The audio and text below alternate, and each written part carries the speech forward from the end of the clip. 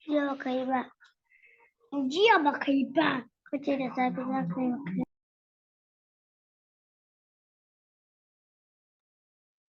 Good evening, everyone.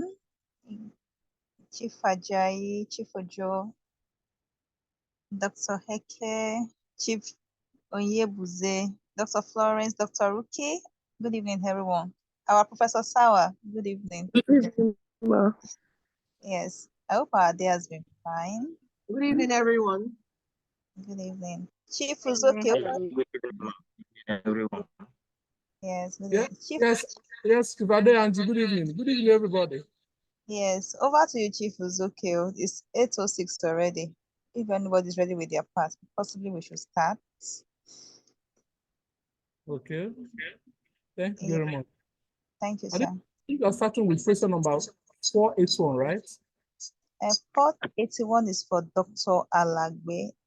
I'm not sure whether she's here yet, but if any other person is ready with his or her part, I think we can start. I can't see Alagbe in this call. Okay.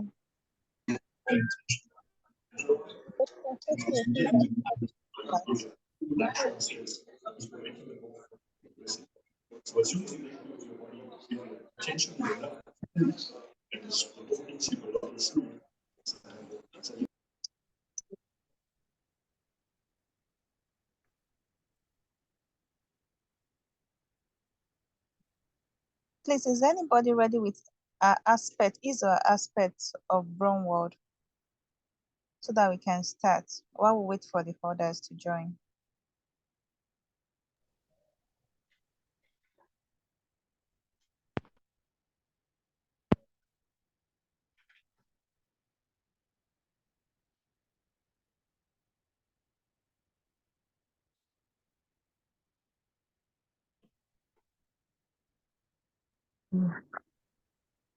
Good evening, everyone.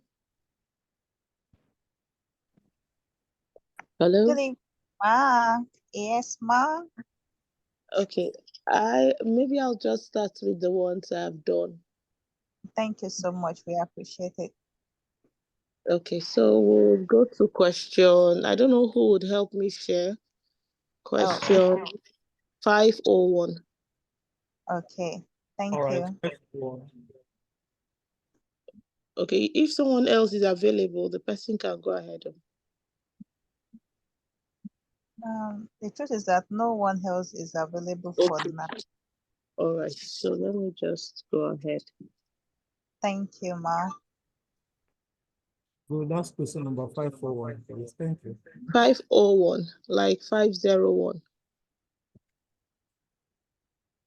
Okay, thank you, sir.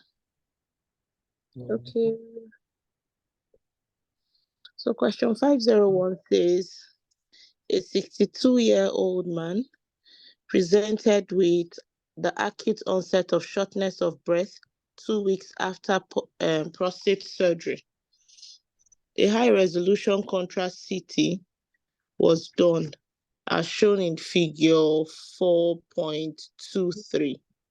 So if we're just looking at the figure, we just can see the presence of a thrombus in the pulmonary arteries.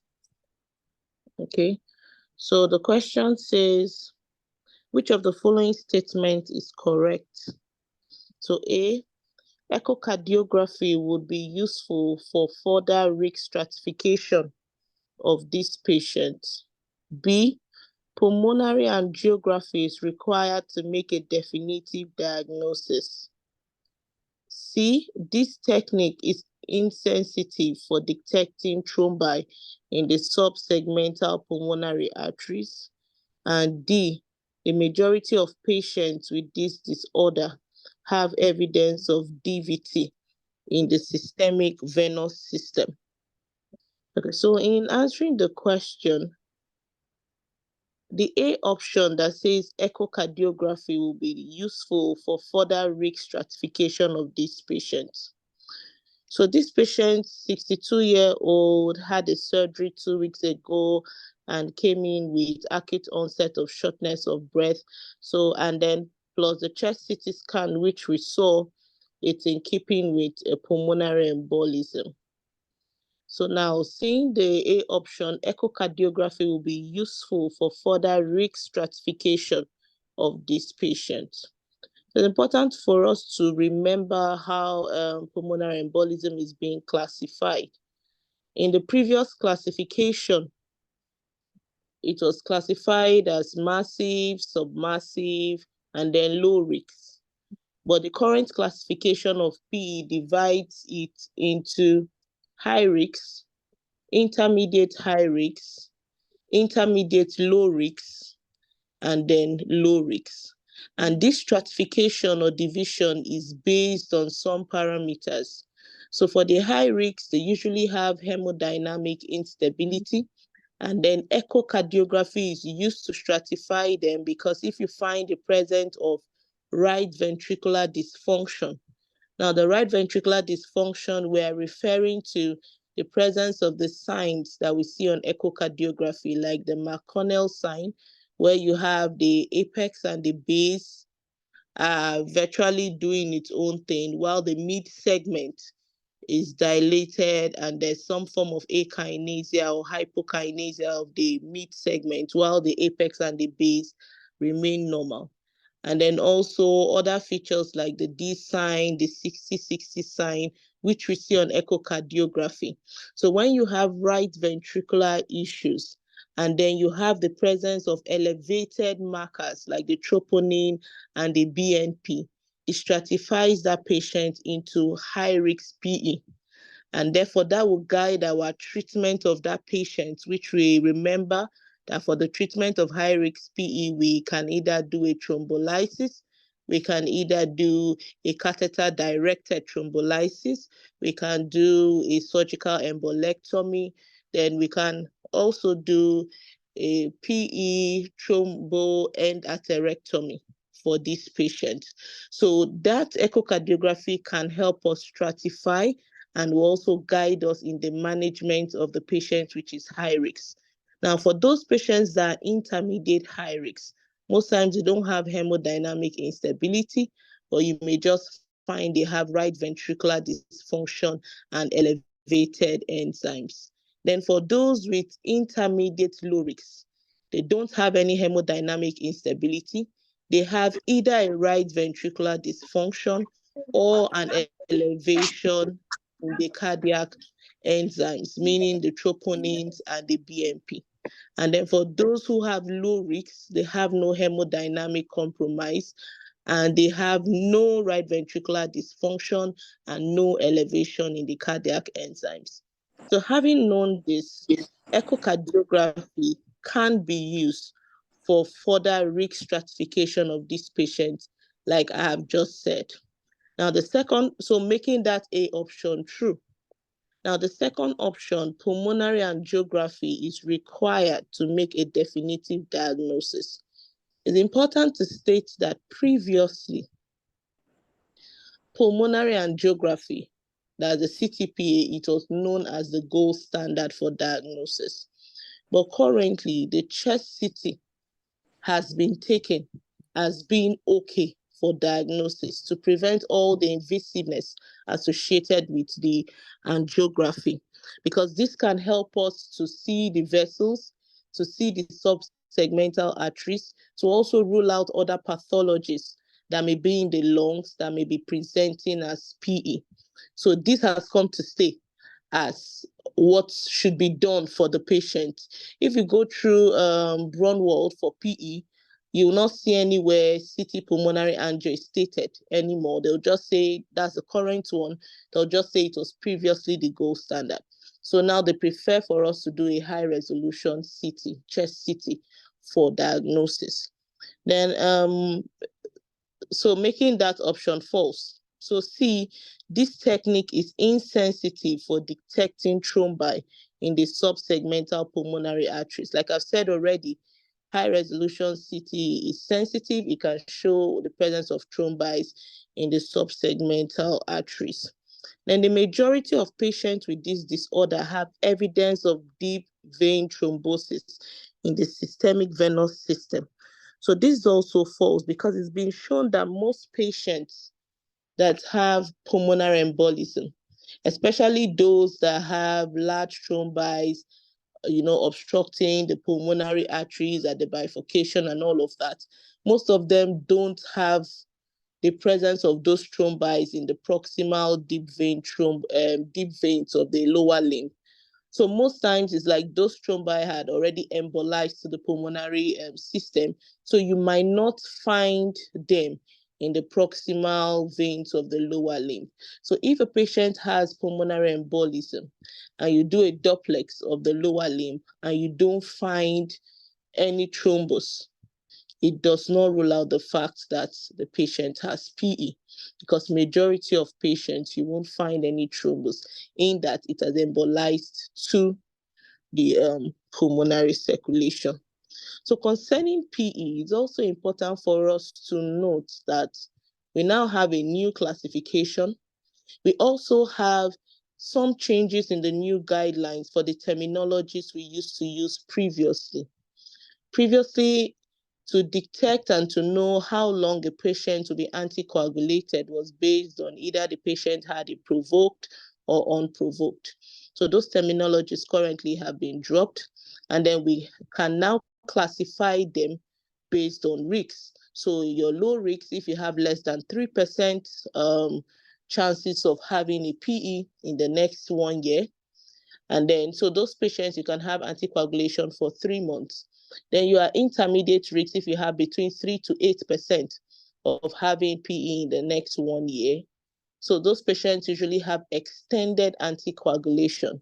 And then your high risk if you have that greater than 8% of having PE in the next year. So basically, there's now a table to show what criteria are we going to use to say this is 3%, what criteria are we going to use to say this is 5 to 8 and then greater than 8? So basically, the high risk patients are basically our cancer patients, patients with APS, that's antiphospholipid syndrome. Then those in low risk and intermediate risk or intermediate risks, they also have their own criteria. Maybe after now, I would just take a screenshot and paste on the group. Or you can check the current guidelines. You see them listed out, that the people that fall into the low risks, people that fall into the intermediate risks and the high risks, and then those that are going to do anticoagulation for 3 months and then reassess, and then those that will have extended anticoagulation. So basically, these are the changes in the new guidelines for PE. So having said all of this, the true options for 501 is echocardiography will be useful for further risk stratification of this patient. So I'm now open to questions, comments, and contributions. Thank you. Chineme, thank you very much. Yes, sir. I don't know. The CT chest should be with contrast, I guess. Hello, sir. I said the CT chest should be with contrast. Yes, it should. All right. Thank you. Yes, sir. I don't know if we have any question or contributions. I'm sure somebody will take the guidelines for PE, the current guidelines for PE with time, because the guidelines have changed. Okay, can we go ahead? Yes, next question. Okay, so I would like to jump question 502. I'm still trying to wrap my head around it. And let me go to other ones. I'll do it subsequently, maybe tomorrow, please. Okay, so I'll go to question 503. And it says a 54-year-old man presented with increasing dyspnea on exertion. Yeah.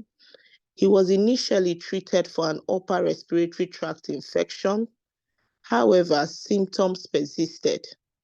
Now, a subsequent echocardiogram revealed an intracardiac mass suggestive of a malignant tumor.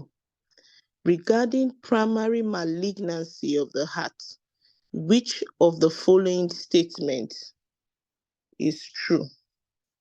Okay, so for this question, it's important for us to note two main things. One, the man is 54. He has increasing symptoms of dyspnea and exertion. And then the stem that has persisted. And then the stem of the question now is saying regarding primary malignancies of the heart. Because if generally we're looking at tumors of the heart, they can be divided into 3 parts. So we can have the primary tumors and the secondary tumors. Now, the primary tumors are the benign tumors, which make up about 80% of cardiac tumors. And then we have the malignant tumors that make up about 20% of cardiac tumors. And then the metastatic tumors are usually the secondary tumors. And patients with metastatic tumors, they are the commonest. So what I mean by that is that between metastatic tumors, benign tumors, and malignant tumors, metastatic tumors are the commonest, okay? And these metastases are usually from organs such as the lungs. The lungs is the commonest, followed by the breast, and then you can also have from melanomas. Now, if we're now talking about the primary cardiac tumor, the commonest is the benign tumors, which make up 80%, and the commonest of them being the atrial myxomas. Of course, other benign tumors are the papillary fibroelastomas, rhabdomyomas, fibromas, hemangiomas. Those are benign tumors. Now, if we're looking at the malignant tumors that make up 20%, they're basically sarcomas are the commonest, the angiosarcomas. Then we also have the primary lymphomas. So it's important to note that concerning this question, they are looking at malignant tumors of the heart. So they are not looking at benign tumors, they are not looking at metastatic tumors. So the question is, regarding primary malignancy of the heart. So basically, they are looking at that 20% that is made up of sarcomas, lymphomas, and then some other minor malignant tumors of the heart. So the question goes, the right atrium is the most common site of involvement. So this is basically true, because most times the sarcomas occur in the right atrium. Now, even the lymphomas, they affect the right atrium more than the left atrium, and then the right ventricle more than the left ventricle. So they are more to the right side when you're talking about malignant tumors of the heart. It's also important to note that generally, these tumors can have different features, which can be both the extracardiac symptoms and the intracardiac symptoms. So the extracardiac symptoms, some of them, we talked about them yesterday. They can have fever, they can have weight loss, they can have malaise, chills, lethargy. Those are majorly the extracardiac symptoms because of the increased release of interleukin-6. Now, they can also have intracardiac symptoms as a result of obstructions. So most of them, you can have arrhythmias. You can also have mechanical symptoms like tamponades, and those that actually metastasize towards the pericardium. You can have pericardial effusion, pericardial tamponade, constrictive pericarditis, and the rest of them.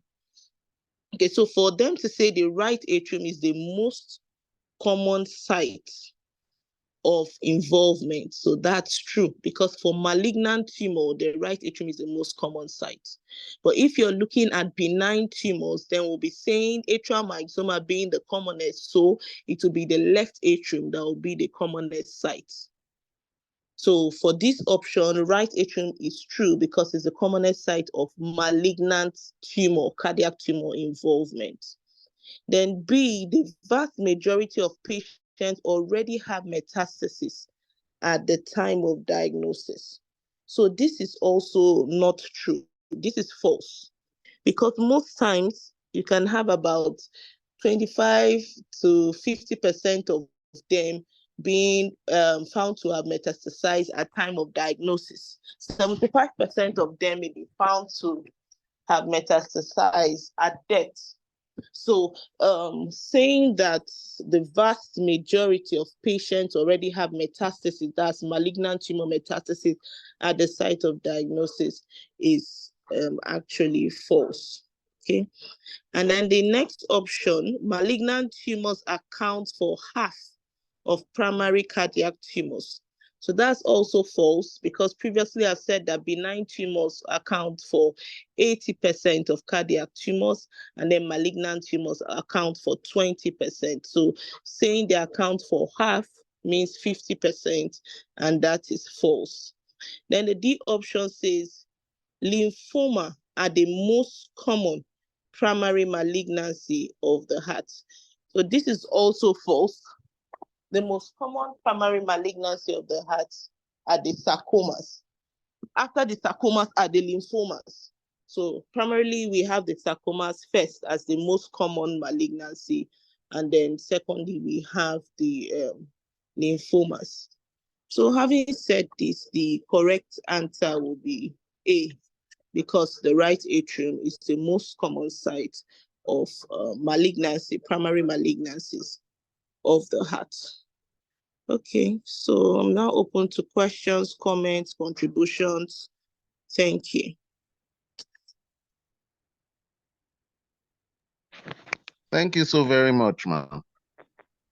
Good evening, everybody, and I'm so sorry my network blacked out today. Thank you so much. I was just wondering, do we have any specific reasons advanced as to why the right atrium is the commonest site of primary malignant tumors? Do they advance any reasons? Because I thought if the commonest are sarcomas, you would have thought, oh, it would occur in a place that has more muscles, and one would have just thought, oh, the the right ventricle is even more muscular than the other parts. Okay.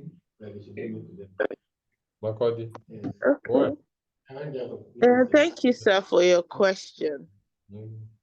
Okay, first of all, I didn't see any reason.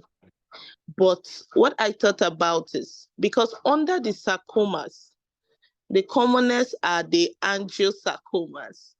So I don't know if it has anything to do with all the close apposition to vessels around the right atrium. I don't know. But I didn't find any reason why the right atrium was like the site. But I found out that angiosarcomas, even under the sarcomas, angiosarcomas are the commonest. So I was like, I don't know if it has anything to do with all the plenty vessels around the right atrium. I don't know. But I didn't find any specific reason why it's the right atrium.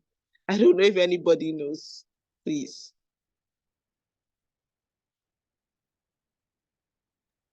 Thank you, ma'am. So sorry, I couldn't help out with that. I didn't see anything why, sorry. Okay, please don't have any. It still helps. As you said, there is a meeting of so many blood vessels in that area. So it's easiest way. At times, one can't just even advance a particular reason why things happen in such contexts like this. So one would just have to just find a way of putting it that, well, the right atrium is the headquarters. So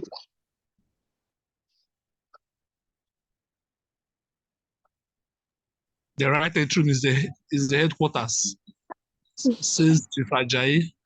Madam, the next question, please. Okay, thank you so much, sir, for your contribution and question. So question 504. So a 63-year-old man without known cardiac history presented with a 4-month history of dyspnea and exertion and lower extremity edema. Echocardiography revealed a normal left ventricular ejection fraction and no significant valvular disease. A chest CT showed a dense rim of calcium around the heart. Coronary angiography showed no coronary disease. Hemodynamic evaluation demonstrated elevation and equalization of the right and left ventricular diastolic pressure with a deep and plateau configuration. Which of the following statements about this condition is correct?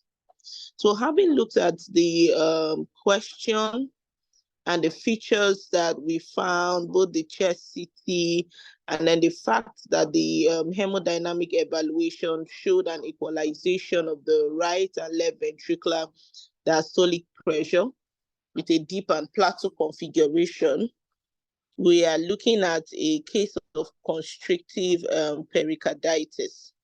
So just to say, we know what constrictive pericarditis is. The pericardium loses its ability to expand, like it loses its elasticity. And we know that generally worldwide, the commonest cause of, especially in our environment, the commonest cause of constrictive pericarditis is tuberculosis. And then other causes like the idiopathic causes, post-viral infections, post-cardiac surgery, mediastinal radiation therapy, and generally connective tissue disease like rheumatoid arthritis, SLE, can cause constrictive pericarditis. And there's also a 3-to-1 male preponderance of constrictive pericarditis. And we've also found out that in constrictive pericarditis, basically, there are changes in both the intracardiac and the intrathoracic pressures.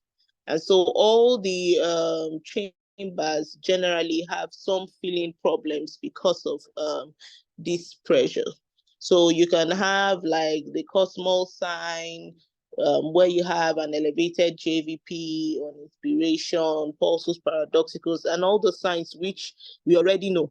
And the definitive management for this patient is usually pericardiectomy, where we remove the pericardium, both the reflective part, the anterior, the inferior surfaces.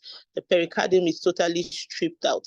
And usually it's been said that in these patients, once they develop symptoms, we should go for the definitive treatment, which is actually the pericardiectomy.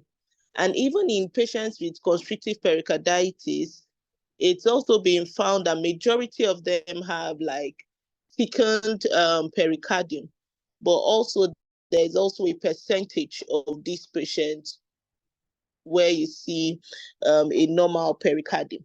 And it's been found out that the procedure of the pericardiectomy has a fairly good prognosis, like about 80% of these patients have relief in symptoms, and about 75% of them also get better, some over a short period of time, some after weeks or days. And then the mortality is also about 2 to 20% from this procedure. So going to the question, approximately 18% of patients have normal pericardial thickness on histopathologic examination. So this option is true, despite majority of them have increase in their pericardial thickness. About 18% have been shown to have normal pericardial thickness. Option B says the mortality rate associated with pericardiectomy in contemporary era is less than 1.0. So this is false, because the mortality rate is about 2 to 20%. So it's far higher than this, even in the best of centers. Then nearly all patients develop a high output syndrome immediately after pericardiectomy due to rapid expansion of the heart. So a few percentage, like about 14 to 28% of these patients, usually they have the low output syndrome after pericardiectomy due to rapid expansion of the heart. So the rapid expansion is usually associated with the low cardiac output syndrome, not a high cardiac output syndrome. And then it's not all patients, like what is implied here, nearly all patients should be like 80 something, 90 something percent. So we still have about 28% of patients who have low output syndrome, not high output syndrome.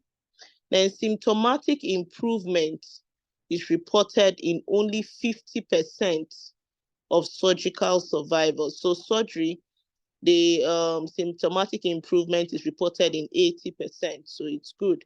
80% of patients after pericardiectomy. Now, pericardiectomy should be reserved only for patients with New York Heart Association functional class 3 or 4 symptoms. So like I said, once the patient develops symptoms, class 1, class 2, the patient should go for pericardiectomy. So we don't need to wait till the patient is in class 3 or class 4. So that makes that option false. So the true option is option A, that says approximately 18% of patients have normal pericardial thickness on histopathologic examination. So please, we are open to comments, contributions. Thank you.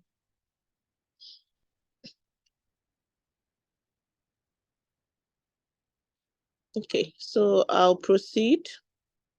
So question 505. A 25. Just a quick one, please. So in the exam, there's question in the Viva, there's a segment on complications of pericardiectomy. So we should know those complications. Two, that when patients have reduced EF on before going for pericardiectomy, that EF does not usually improve much. Meaning that, because when we say constrictive pericarditis, we say that, oh, it's only a pericardium that is affected. the myocardium it can only affect expansion. It should not affect systole period, right? The contraction. But moment you start having reduced ejection fraction, okay, it simply means that there is already involvement of the myocardium. So after the surgery, most time patient will now need inotropes to help with contractility for some days, for some weeks. And even after that, they don't usually achieve that full improvement in ejection fraction. So just buttressing the fact that they should not wait till class 3 or class 4, because at that stage, their outcome, long-term outcome is not usually good. You get moment the myocardium is involved, is not contracting well, it's usually causing a problem. Thank you All so right. much, sir. Thank you very much, Prof. Thank you, sir. Welcome, sir.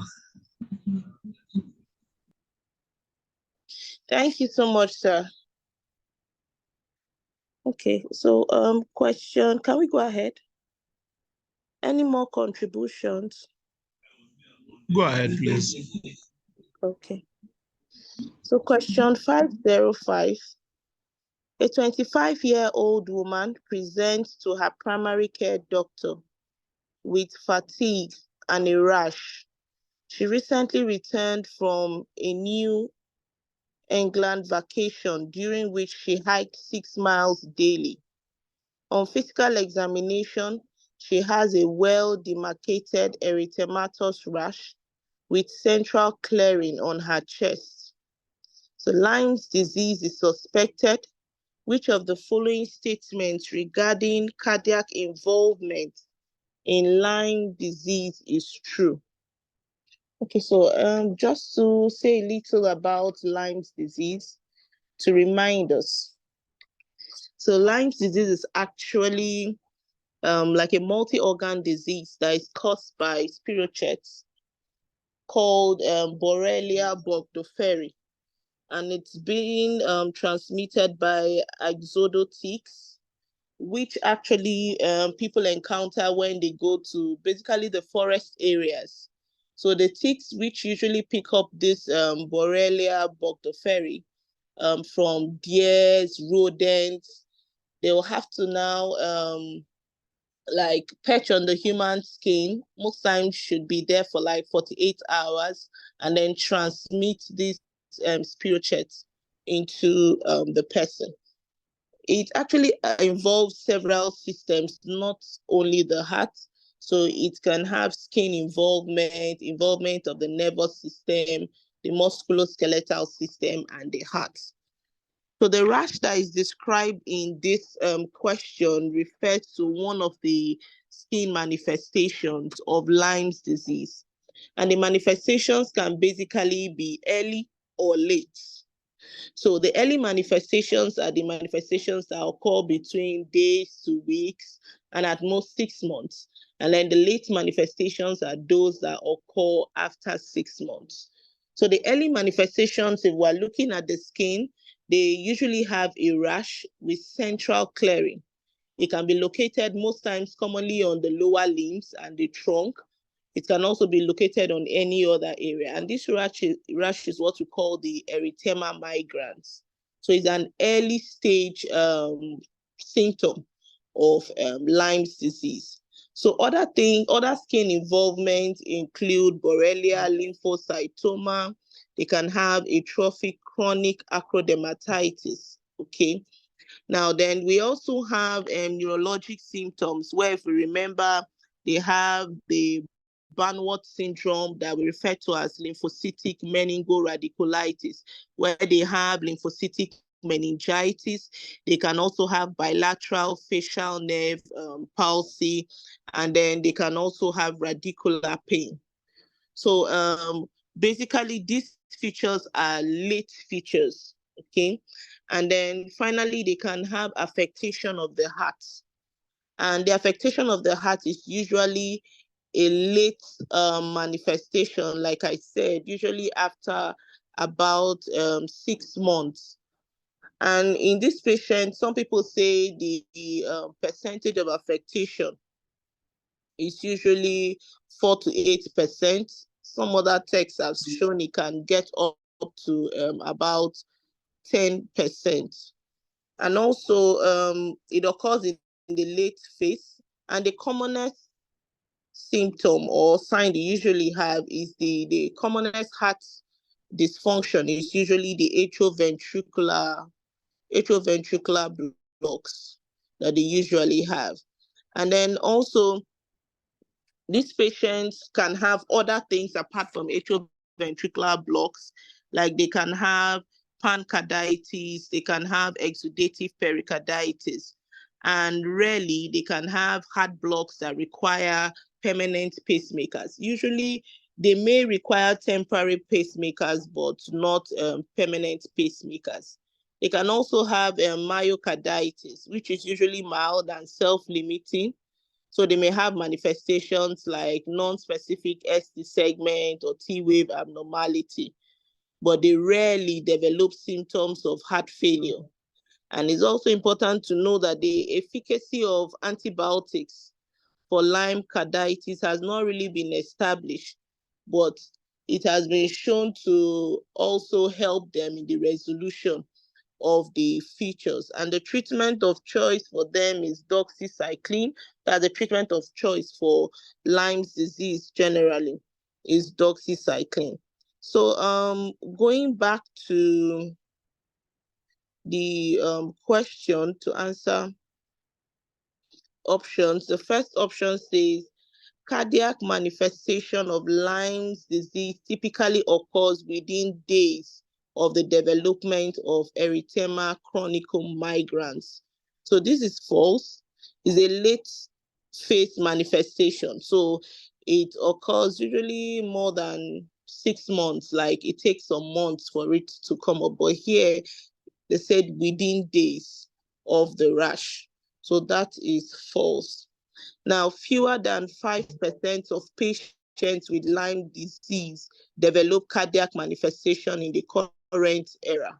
Okay, so this option is actually true. Like I said, some texts majorly said, some people said 1 to 2%, some people said 2 to 4%, but basically it's less than 5% in these patients. So that option is true. Then supraventricular and ventricular tachyarrhythmias are the most common cardiac manifestation of Lyme's disease. So this is false. The most common manifestation is the atrioventricular blocks, which they usually have. And then we've also mentioned other things that they can have. Cardiomegaly and congestive heart failure are common among patients who develop Lyme carditis. So like we say, they rarely have heart failure in them. So basically, it's usually the conduction abnormality, and then they can have exudative pericarditis. So they rarely have congestive heart failure or cardiomegaly. So this is also false. So the true option is option B, stating that fewer than 5% of patients with Lyme disease develop cardiac manifestation in the current era. So thank you. Open to questions, comments, and contributions. And the next presenter can go on. Thank you. I was just holding on for you.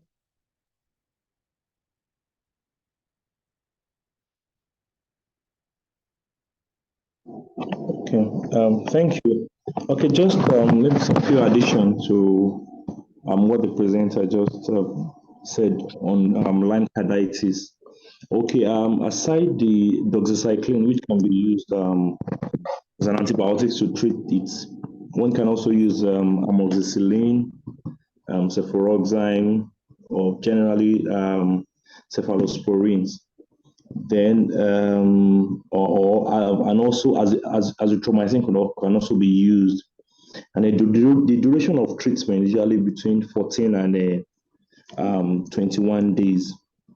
And also for those that have complete heart block, they're said to be prone to syncopal attack. And and then it's sometimes when there is when one does gallium scan, is actually abnormal, and it can also demonstrate spirochetes when one does myocardial biopsy specimen in patient who actually has lung carditis.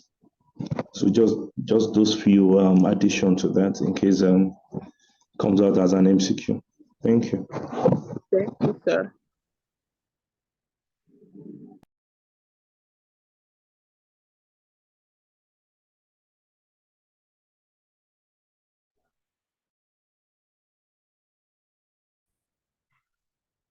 So you just did 5 questions. It's not 5, doctors. Okay, we have question 502 outstanding. Okay. I don't know. Prof. So Sir, I'm just standing in for those people that were supposed to do today. yes, thank you so much. We appreciate you for standing in. I'll Thank you. complete it tomorrow. We appreciate it. But I was thinking if we can just do that 502, if you can plead with Prof. So help us with 502. Prof. Sir, good evening, sir. Prof, good evening, sir. Good evening. Good evening. Yes, sir. Please, sir, we want you to help us out with the 502, sir. We skipped it, sir. Yes. Thank Oh, you. you look at it later then. Okay, sir. Thank you, sir.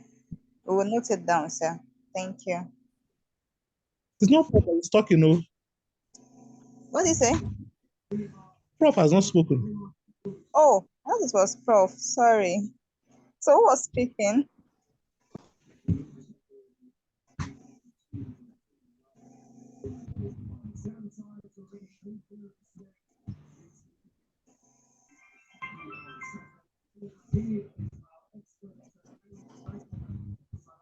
Hello. Yeah. Okay, so I think the question is which of the following conditions?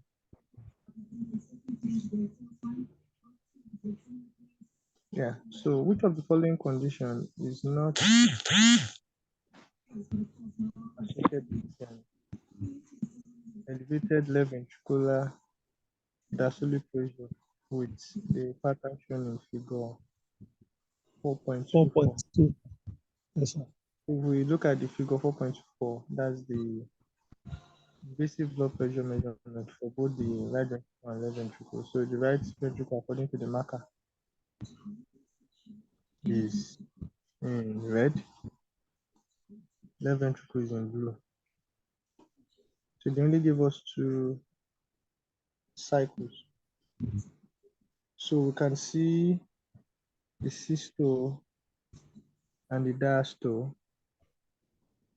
So technically, if you see that the subsegments of the peak of either the red for the first cycle or the blue line for the second cycle has been cut off, right? You get what I mean? So if you look at the first cycle of the blood pressure of the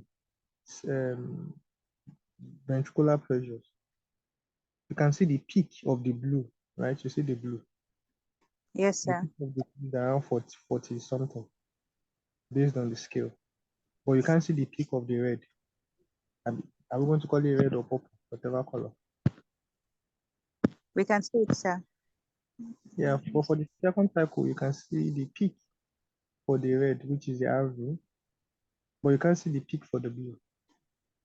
So anytime you see something like that, that means they're trying to tell you that don't focus on the systole. They're trying to draw your attention to the diastole. You get, so anytime anytime an invasive blood pressure is not getting you the peak pressure, then it's trying to tell you that that's not the purpose of the question. So the purpose of this question is to focus on this diastole. So if you look at the diastole, there is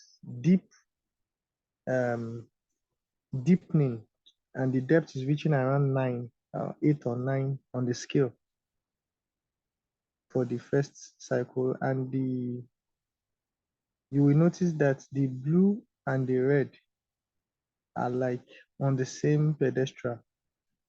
They are equal to each other at the end diastole. So end diastole is the segment of the flat line before the peak starts, or before the systole starts. I don't know the person that is on the screen, Dr. Cyril. I think it's your screen we're using. You can use your arrow here. So I want you Yes. to go to end diastole. No, so that's not end diastole. So end diastole means that before the next systole, right? Exactly. So you can Yes, see sir. the end diastole. So that's what you call end diastole.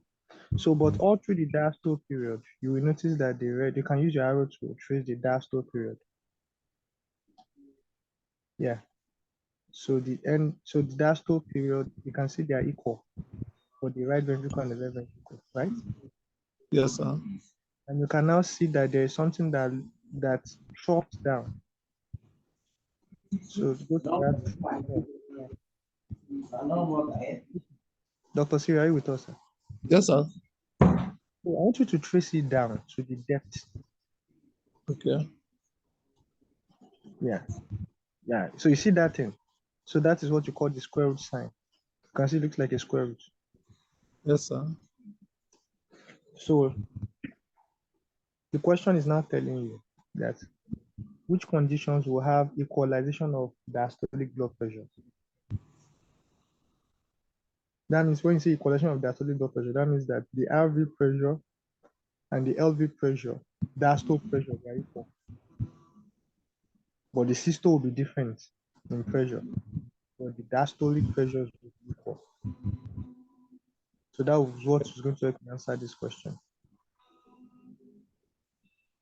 So Dr. Siri, what do you think of it? What are the causes of equalization of diastolic blood pressure and diastolic ventricular pressure? That's constrictive pericarditis. One.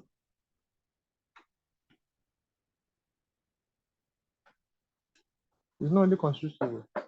There are many things. Restrictive cardiomyopathy. Two. Right ventricular infarction. Okay. Acute right ventricular infarction. Okay. What else?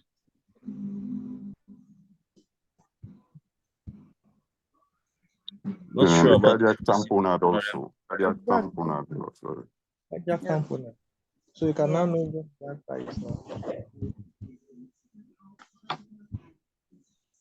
So you can go back to the question. So is the question clear now? Yes, sir. Which one of the following conditions is not associated with elevated right ventricular diastolic pressures with the pattern shown in the figure below? Cardiac tamponade, acute right ventricular infarction, massive pulmonary embolism, constrictive pericarditis, restrictive cardiomyopathy.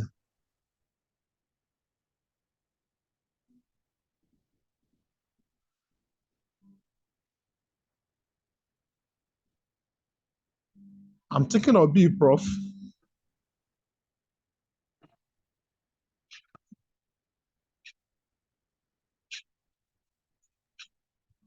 That's acute.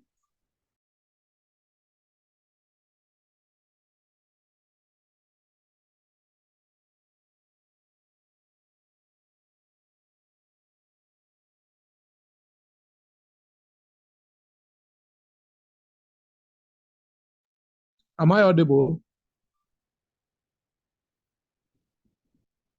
Wow. Yes, you just go back now. Yes, you are audible.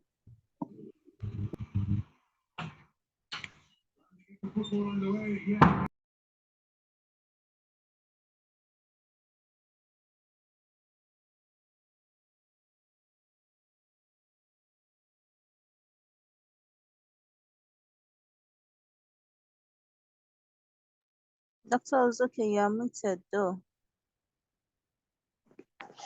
So we can't hear you again.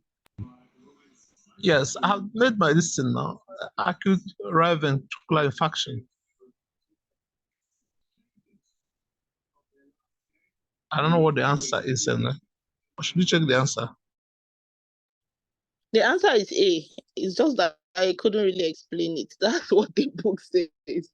And the answer is A. Although there was a place I read about differentiating constrictive pericarditis from cardiac tamponade. And they were saying that like they have different, let me look for where I wrote it. I'll tell you.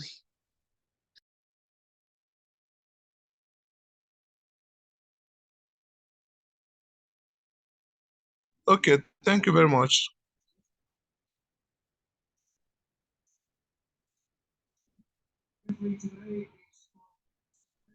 Prof not to be on the call again.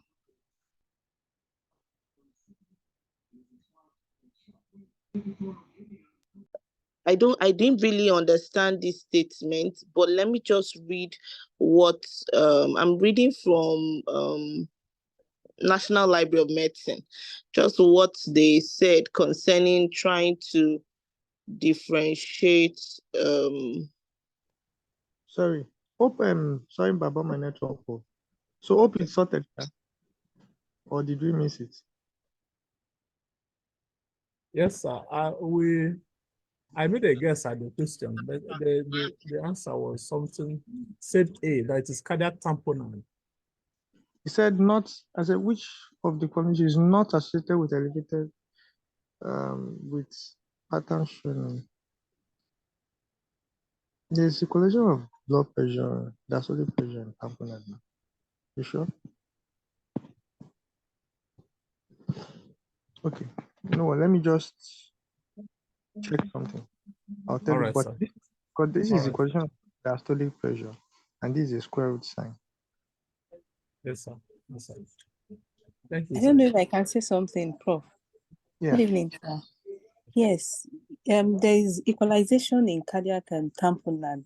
I think that will comes to mind readily. But there is one thing that I used to quote, I don't know if it might surprise or not. In most of these other conditions, like the constrictive and pericarditis, restrictive pericarditis, and the likes, there is like halts of the feeling pressures, unlike what we see in tamponade. You know, in tamponade, for instance, now the hemodynamics will be different from what we see in constrictive. Oh, I'm taking it in constrictive or restrictive. Because what we'll have there is an abrupt halt in the filling of the ventricles due to the diastolic abnormality. So it's as if the either myocardium is stiff or is encased, like in constrictive pericarditis. So that's what's unlike in tamponade, that the main thing is just the pressure, and we'll definitely have like an early diastolic collapse of the right ventricle. So it might not give this square root sign if there is when there's the problem, might not give the square root sign, like this abrupt cessation that we've seen in others.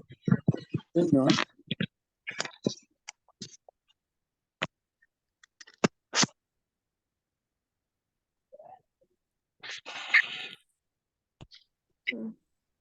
Sorry, was I audible? Yes, yes. Hello? Okay, Yes, okay. Thank you. I don't maybe I don't pause. know. Can I just read what I wanted to share? Yes, you Go ahead can. and read. Thank you. Okay, so what's written is, they said ventricular filling in early diastole. Now this is talking about constrictive pericarditis. Ventricular filling in early diastole is not affected and is only impeded when the elastic limit of the pericardium is reached. in contrast to cardiac tamponade, where the ventricular filling is impeded throughout the diastole. Okay, so they are trying to differentiate them. Then another part of it says this results in decreased end diastolic volume and decreased stroke volume and cardiac output. Then there was another part they were trying to compare it, where they said the intrathoracic and intracardiac pressure dissociation is a distinguishing feature from cardiac tamponade. As in cardiac tamponade, the changes in the intrathoracic pressure are still conducted to the heart, and there is an increase in systemic venous return with inspiration, unlike in the constrictive pericarditis, where the changes are not transmitted to the heart. So they said in both disorders, there is equalization of right atrial, right ventricular, left ventricular, and pulmonary wedge pressures. However, cardiac tamponade, the pressure decreases with inspiration, whereas in constrictive pericarditis, the right atrial pressure remains constant, while the pulmonary wedge pressure decreases. So there are like subtle differences in cardiac tamponade and constrictive pericarditis. Just like what they were saying, the feeling in constrictive pericarditis, the feeling continues from early diastole. It begins to feel continuously until the elastic limit of the pericardium that is now stiffened is reached. But in cardiac tamponade, the feeling is impeded from the beginning of the diastole to the end of the diastole. So these differences in the feeling, and then the differences in how the intrathoracic and the intracardiac pressures in both of them relate, might lead to the fact that cardiac tamponade may not necessarily have the square root sign. That's what I feel. I really couldn't explain it, that's why. But I don't know if it made any sense reading it out to everybody. A lot of sense. So it means that the abrupt that stage when it reaches the elastic limit is what gives the plateau. That's the square root sign. That's what we're trying to say. So it's when it reaches that this thing, it halts and it remains at the plateau. So that's unlike in cardiac and tamponade, that it's hot from early diastole and it's just flat like that all through. Exactly. So there's no, yes, so there's no increasing then halting. So it's, that one starts from early. That's the way I understand it too, anyway. It's as good as almost cramming what we don't do regularly. But then Exactly. the truth is just finding a way around what the problem is. You get. Thank you so much. I don't know. Thank you so much, sir. Is Thank you, Prof. Prof back? Okay, he was trying to still I think his network. Chineme, thank you very much. Prof said that we should give him some time, that you want to do something that he will get back to us. Oh, okay. We've got your input on the question. When Prof comes, he will give his final address on it. Thank you very much. The next presenter, please. So what I'm saying is, Prof, welcome, sir. Welcome back. Yes. So the main thing is that, as she has rightly read out, all through the diastole period, there is no difference in pressure all through the diastole period for tamponade. So that means you won't have difference in pressure like what you have, that's deepening of the diastole pressure that gives you this square root mark, that mark.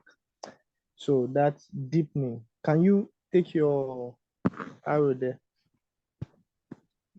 The person with the screen. Yes, sir. Yes, Prof. Yeah. So you're tracing it down. So that down will not be there in tamponade simply because it has altered feeling from the very beginning. So that drop in pressure that goes down, then it starts. So that drop and that starts filling before it gets to the elastic limit that was read out. So that is actually the area of elastic limit and the pressure now. So elastic limit is that, yeah, that exactly where your arrow is the elastic. You get, so that is the exact point of the elastic limit. Hope I'm still audible. And Yes, so Prof. I hope I'm audible. You are, sir. Hello? Yes, Prof. You are audible, sir. Hello? We can hear you, sir. You are audible, sir. We can I hear hope I'm you, audible. Prof. Yes, we can hear you. You can hear me? Yes. Prof. Okay, so you've gotten the area of the elastic limit, right? From the arrow you have put in. Please take your arrow to that place. Yeah, that is the elastic limit. No, not there. So when it starts filling, now that's where it stops. Okay, for the elastic limit that was talked about. So meaning that from there, it cannot further accommodate. Okay, so the pressure stabilizes there before the systole period starts. Are you getting it? Yes, sir. That's for constrictive pericarditis. But in tamponade, there's no in tamponade from the period of diastole, there's actually really no feeling. Okay, so that means that it will be flat line all through from the beginning. So you can draw your arrow from the systole period flat line. You don't need to go to the depth. No, so yeah, so when diastole starts, it will be flat line. So I posted something to the group. Yeah, so the flat line will be from where your arrow is to the to the next beginning of the next systole. So it should be all flat, all true. And I know that also for confirmation of, so technically when they are trying to demonstrate tamponade also, they usually put RA or LA pressure if they are trying to point your attention to tamponade, because the atrial pressure will equal ventricular pressure in tamponade. All chamber pressure will be equal. You get, so that means RA pressure will be equal to LA pressure, it will be equal to right and left ventricular diastole pressure. So they are supposed to also put an atrial pressure around there. It will be the same flat line. So I posted a picture to our platform to show us the flat line that is seen in tamponade. All right. Thank you very much, Prof. All right, Thank you. Thank you so much, sir. Thank you, sir. Next presenter, please. Dr. Alagbema, are you ready? I think our question is 481 to 490. Am I right, Dr. Alagbe? Chief Alagbe, are you there? I'm the one that has 481 to 490. Okay. I think Dr. Alagbe is before you, but I don't know whether she's here. Okay, that means her own is 471 to 480. I think you should start. She's no longer on the platform. I can't see her. Dr. Okori, please, you can start. Okay, let me start. Good evening, everybody. Forward. I'll be taking 481 to 490. You're welcome. Okay.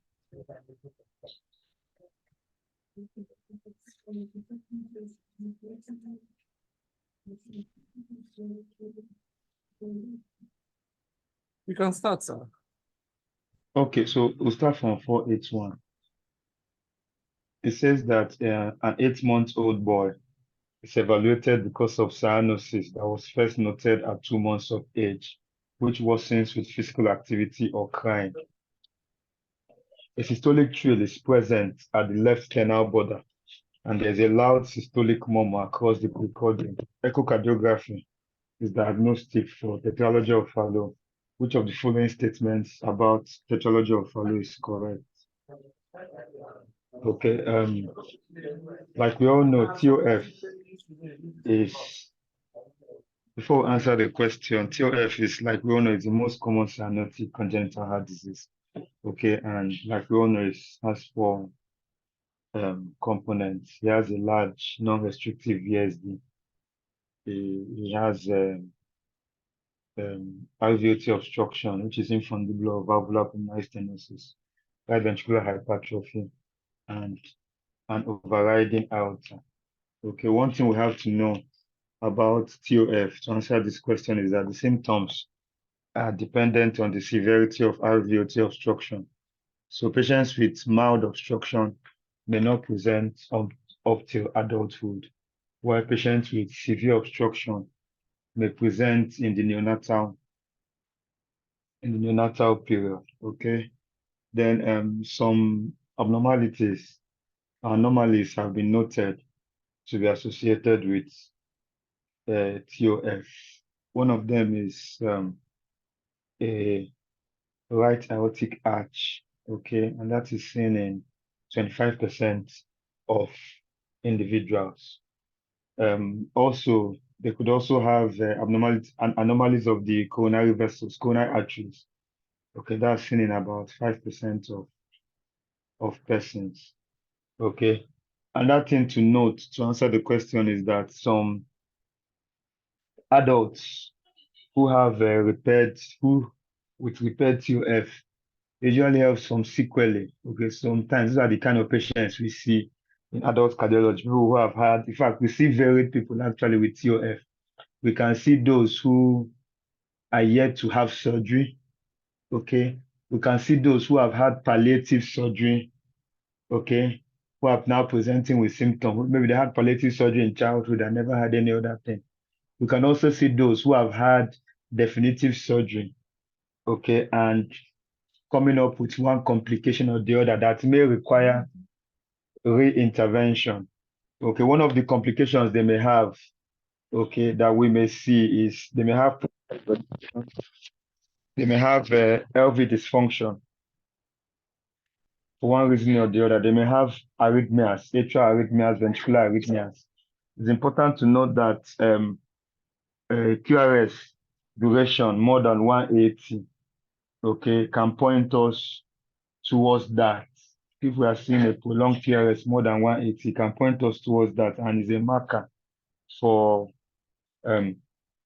increased risk. Is a marker of increased risk for sudden cardiac death in these individuals. Okay, so with this, I believe we can go ahead and answer the question. Option A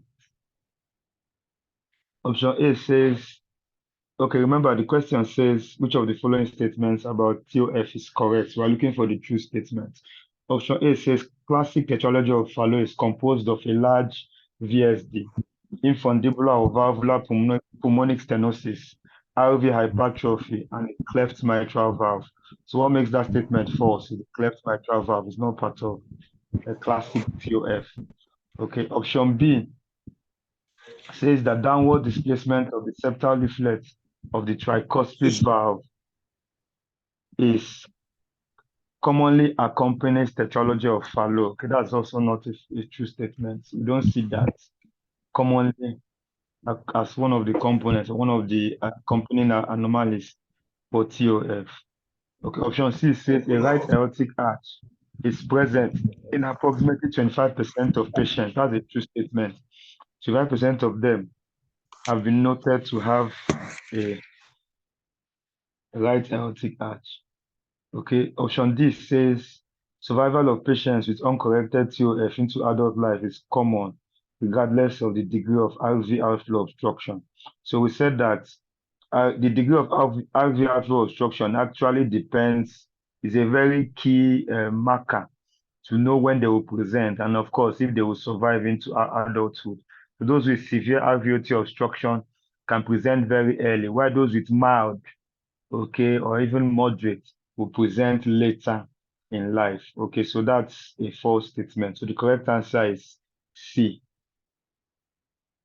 I don't know if we have any comments or contributions. If not, we'll move ahead to 482.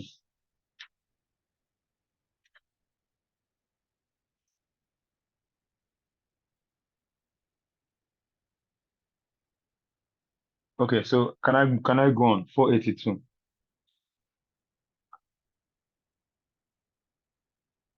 All right. A 54-year-old man with a bicuspid aortic valve presents with a 1-week history of fevers and chills. Initial blood cultures are negative, but echo reveals a large vegetation on the aortic valve. Okay, our screen is not. Sorry, I don't know who was helping us to share.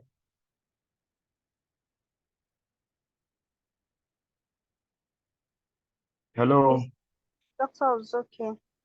Oh, it was Doctor was okay. Okay. You can't see the screen or what? Yes, No, sir, it's off. Is it still off now?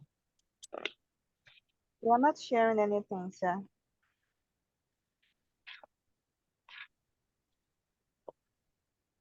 But can you hear me? Loud and clear, Yes, sir. we can hear you. But you can't see the screen now, is it?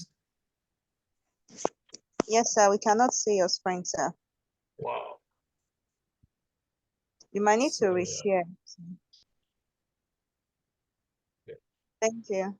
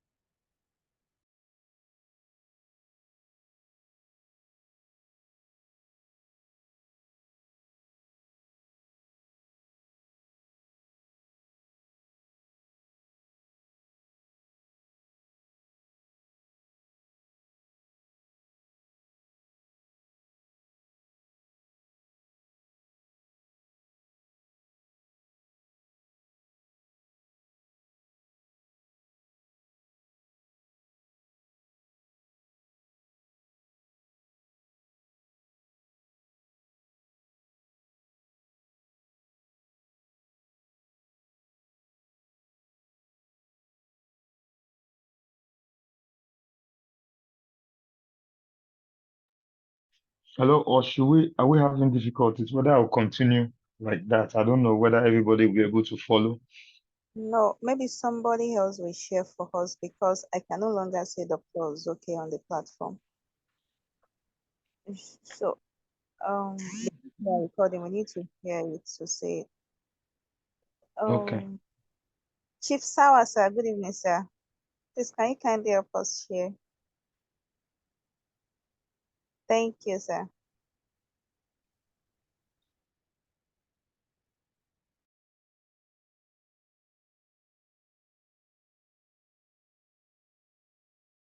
So which number, please? 481. We are on 482.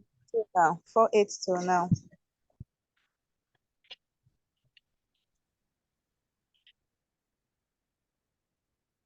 Okay. Thank you, sir. All right. Thank you so much, sir. Okay, so 482. Thank you, It Sawa. says a 54-year-old man with a bicuspid aortic valve presents with a 1-week history of fevers and chills. Initial blood cultures are negative, but echo reveals a large vegetation on the aortic valve. On the 5th hospital day, blood cultures become positive for gram-negative bacteria. Which of the following is a member of the fastidious, slow-growing group of Assessemt organisms that may be the cause of this patient's endocarditis? Okay. So the options are A, Haemophilus parainfluenza, Aspergillus fumigatus, Campylobacter jejuni, Enterococcus avium, and Klebsiella pneumonia. Okay, like we know, HASEC, they are a group of fastidious gram-negative bacilli that colonize the upper respiratory tract. Okay, and they are also known to cause community-acquired subacute endocarditis. Okay, so HASEC stands for H is Haemophilus species, okay, so which will include Haemophilus influenza and Haemophilus parainfluenza. A is Agregatibacter species. Okay, C is Cardiobacterium hominis. E is Echinella corrodens, and K is Kingella kingae. Okay, so from this, we can see that the answer is Haemophilus parainfluenza. Haemophilus parainfluenza. Okay. One thing about HASEC is that their detection in blood culture is usually delayed. So they are one of the causes of what is called culture negative endocarditis. Okay, because they may not be detected immediately. Initial blood cultures may be negative. Okay, another thing about them is that they're usually associated with large vegetations and systemic emboli, and they are treated with ceftriaxone IV 2 grams daily for 4 weeks, or ampicillin sulbactam can also be used for 4 weeks. Also note that if it's prosthetic valve endocarditis, the treatment period is extended for up to 6 weeks. Okay, so with that, the answer for 482 is Haemophilus parainfluenza. I don't know whether there are contributions. If not, we'll move ahead.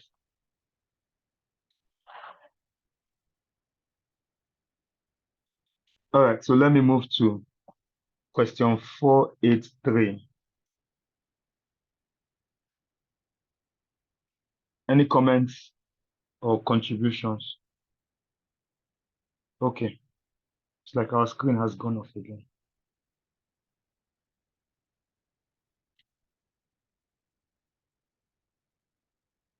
Sorry about that. I think it's Dr. Sawa's network. Wow. It's not also on the platform again.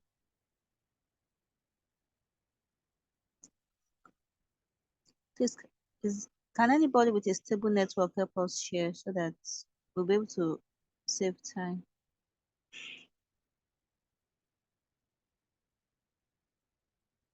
Dr. Sawa, are you back, please, sir?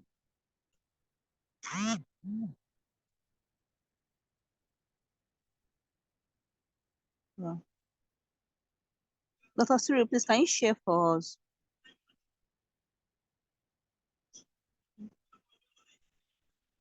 Okay, thank you so much.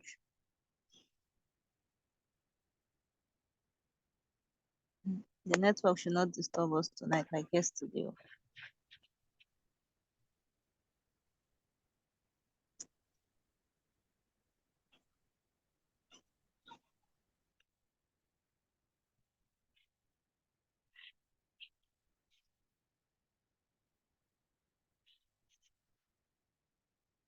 Can you see the screen, please? Yes, we can see your screens. All right, sir. All right, sir.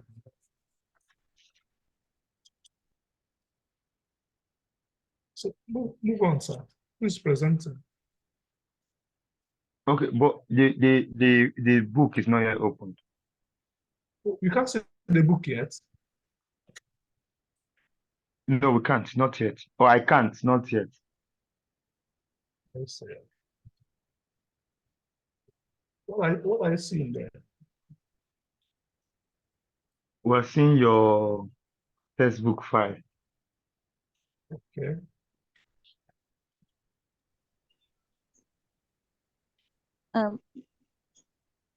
Textbook is open. There may be a lag because of the network. There may be a delay. Or should we just wait for him to try? Because of time. Yes, I think so. You can either unshare and share again, or any other person that has a stable network can do that. You need to have opened the book, sir, before you share. You open the book and minimize before you share, sir. Dr. Cyril. Yes, Dr. Lalikon, thank you. No, wow. Okay.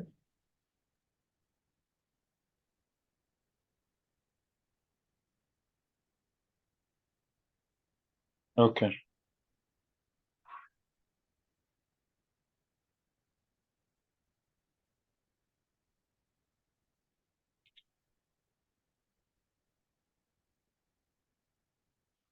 Can you see it? Is it clear? Very clear, sir. Yes, it Thank is. you. Thank you so Go much. ahead. Okay, so we're in question 482. 483. I think you've done 483, sorry. 483, sorry. Thank you. And question 483. All right. So it says that which of the following statements regarding endocardial fibroelastosis is correct? Okay. So before we go to the options, endocardial fibroelastosis is a rare disorder. It's usually seen in infants, okay, in which there is thickening of the endocardium due to deposition of connective tissue. Okay, that's deposition of collagen and elastin. Okay, it mostly affects the left ventricle and it can cause heart failure. Okay, it can be sporadic or genetic. Okay, genetic can either be inherited as X-linked recessive or autosomal recessive. Okay, so it's said to be a reaction that usually occurs in the first 2 years of life to different stressors. These stressors would include things like viral infection. Viral infection, especially moms, if the baby was exposed to moms, maybe maternal moms during the fetal life, metabolic disorders, or left-sided congenital obstructive lesions. Okay, on echo, it shows like a highly reflective, what you see on echo is a highly reflective endocardial surface with dense echoes. And definitive diagnosis is by cardiac biopsy. Okay, so with this question, with this background, I want to answer the following questions. Option A says symptoms of endocardial fibroelastosis first manifest in early adolescence. Okay, so we said they manifest in infancy. Okay, not in adolescence. So that is false. Remember, we are looking for the correct answer. Myocardial involvement is characteristic. It is endocardial fibroelastosis, not myocardial. So it usually affects the endocardium, not the myocardium. Okay, so that's a false statement. The clinical cause is benign. That's also a false statement. It can lead to heart failure, even in that age. Hypereosinophilia is typically present. No, it will not present with hypereosinophilia. Okay, it will not. Then there's an association with maternal moms during pregnancy. So that is the true answer. It's maternal moms is one of the stressors that can lead to endocardial fibroelastosis. Okay, so that's the correct answer. I don't know if there are comments or contributions.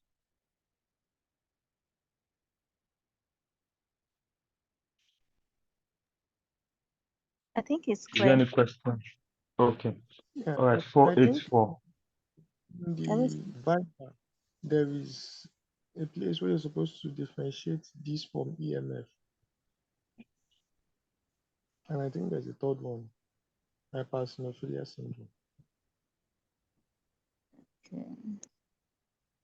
Okay. Well, I think it's true. That's EMF because that eosinophilia is actually seen in EMF, endomyocardial fibrosis. Okay. So, and another difference is that EMF will usually have myocardial involvement, unlike this one that is predominantly endocardial involvement. Okay. And the age, I think, will also be a significant difference. This will occur in infancy, but EMF doesn't. EMF usually occurs in young adults. If I'm not 100% certain, but I think it will usually occur in young adults. Okay. Then EMF, this one will predominantly affect the left ventricle. EMF will predominantly affect the right ventricle.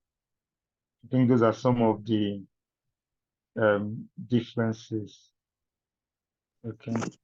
Let me just see if I can add to that. I think this thing about AMF first came in the tropical region. I think it was Uganda, if I'm right, in the 1956. I don't know, I'm talking from residual memory.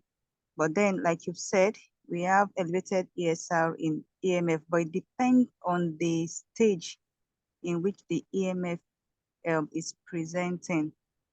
Most especially in our environment, they come at the late stage, but there's an early phase and I think middle then late phase in which you can have EMF presenting. As you said, it's young adults. Okay, 1948. Thank you for the correction. Then it depends on the state in which you find them. Many things have been treated with AIDS, taking of parasitic infections, cassava consumption, nutritional deficiency, and so many other environmental factors have been said about EMF. So EMF can affect both ventricle. You can have an isolated right ventricular affectation or left ventricular affectation. The commonest affectation now, I can't remember very well. I can't remember whether it's right-sided or biventricular right now. I will need to be corrected on that. Because they present late, most times there is little we can do when they come in, but most times they come with heart failure symptoms and you have to treat the heart failure. And I think there's a surgery that they do for them if they come early, but I can't remember the name very well now. That's just what I can recollect. Thank you very much. Thank you, Chief Temilade. Thank you very much. Thank you for those contributions. Sorry, if I can add. Yes, please add, please. Okay. Yeah, what she was saying, in Braunwald, okay, in the temperate region like North America, they said EMF, the commonest is left ventricle, followed by, no, they said the commonest is biventricular, followed by left ventricle, then right ventricle in 10%. But please, in tropical Africa, right ventricle is the commonest, followed by biventricular, then left ventricle, in case we see it in MCQ. Okay. Thank you. Thank you very much, Ma. Thank you very much. Thank you for that contribution. Okay, so we'll move to question 484. Okay, question 484 says that which of the following statements is true regarding the Fontan procedure? Okay, which of the following statements is true regarding the Fontan procedure? Okay, like Prof explained yesterday, the Fontan operation is a palliative surgical procedure that is performed in patients with either an anatomic or a functional single ventricle. So these patients have what they have usually an anatomic or a physiologic single ventricle. Okay, so a single ventricle is defined as patients with only one well-developed ventricle, or if you have two ventricles, the other ventricle is less than 30% of its expected volume. Okay, so examples of conditions where you can do the Fontan procedure includes things like hypoplastic left heart syndrome, tricuspid atresia, pulmonary atresia with an intact ventricular septum, a double inlet left ventricle, and an unbalanced AV canal defect. So what the Fontan procedure does is to divert, because if you have a single ventricle, you have both the single ventricle emptying into both outflow tracts, both the RVOT and the LVOT. Okay, so what the Fontan procedure does is actually to divert systemic venous return. Okay, so it actually diverts the venous return to the lungs without using a pump. That the ventricle is the pump. So it creates sort of a diversion of that blood. That the blood now, instead of coming through the heart, the blood now goes directly to the lungs without a pump. Okay, Fontan procedure is associated with early survival, but most of the patients will usually come down with complications later on in life. And some of the complications include things like arrhythmias, especially atrial arrhythmias, the commonest being atrial fibrillation and atrial flutter. Okay, they can also have atrioventricular AV valve regurgitation. Okay, they can come down with heart failure and also protein losing enteropathy. This is seen in about 4 to 13% of patients. Okay, so with this background, we'll go ahead and answer the questions for 484. Okay, so the question is, which of the following statements is true regarding the Fontan procedure? So we're looking for the true statements. Option A says it involves creation of a transatrial shunt. Okay, so that's not true. We're not looking at a transatrial shunt. We're looking at a complete bypass, okay, of the pump, okay, where the blood is bypassed and diverted straight towards the lungs. Okay, so it involves creation of a transatrial shunt. That's not true. It is a curative operation for the underlying congenital defect. No, that's not true. It's not curative. It's actually palliative, okay, for the different underlying defects where it can be used. Coronary outer fistula is a common complication. No, it's not a common complication. It's not. The most common cause of postoperative death is infection. The most common cause is actually arrhythmias, not infection. Then protein losing enteropathy is a recognized complication. That is true. Protein losing enteropathy is actually a recognized complication. So our answer to 484 is E. Is E. Okay, so I don't know whether we have contributions. Thank you, sir, for the presentation. I want to just ask, what does protein losing enteropathy have to do with this Fontan procedure? How does it, I don't know, but I feel like protein losing enteropathy is really far away. So how does the Fontan procedure cause protein losing enteropathy? I don't know if you know. Okay, well, what they said is actually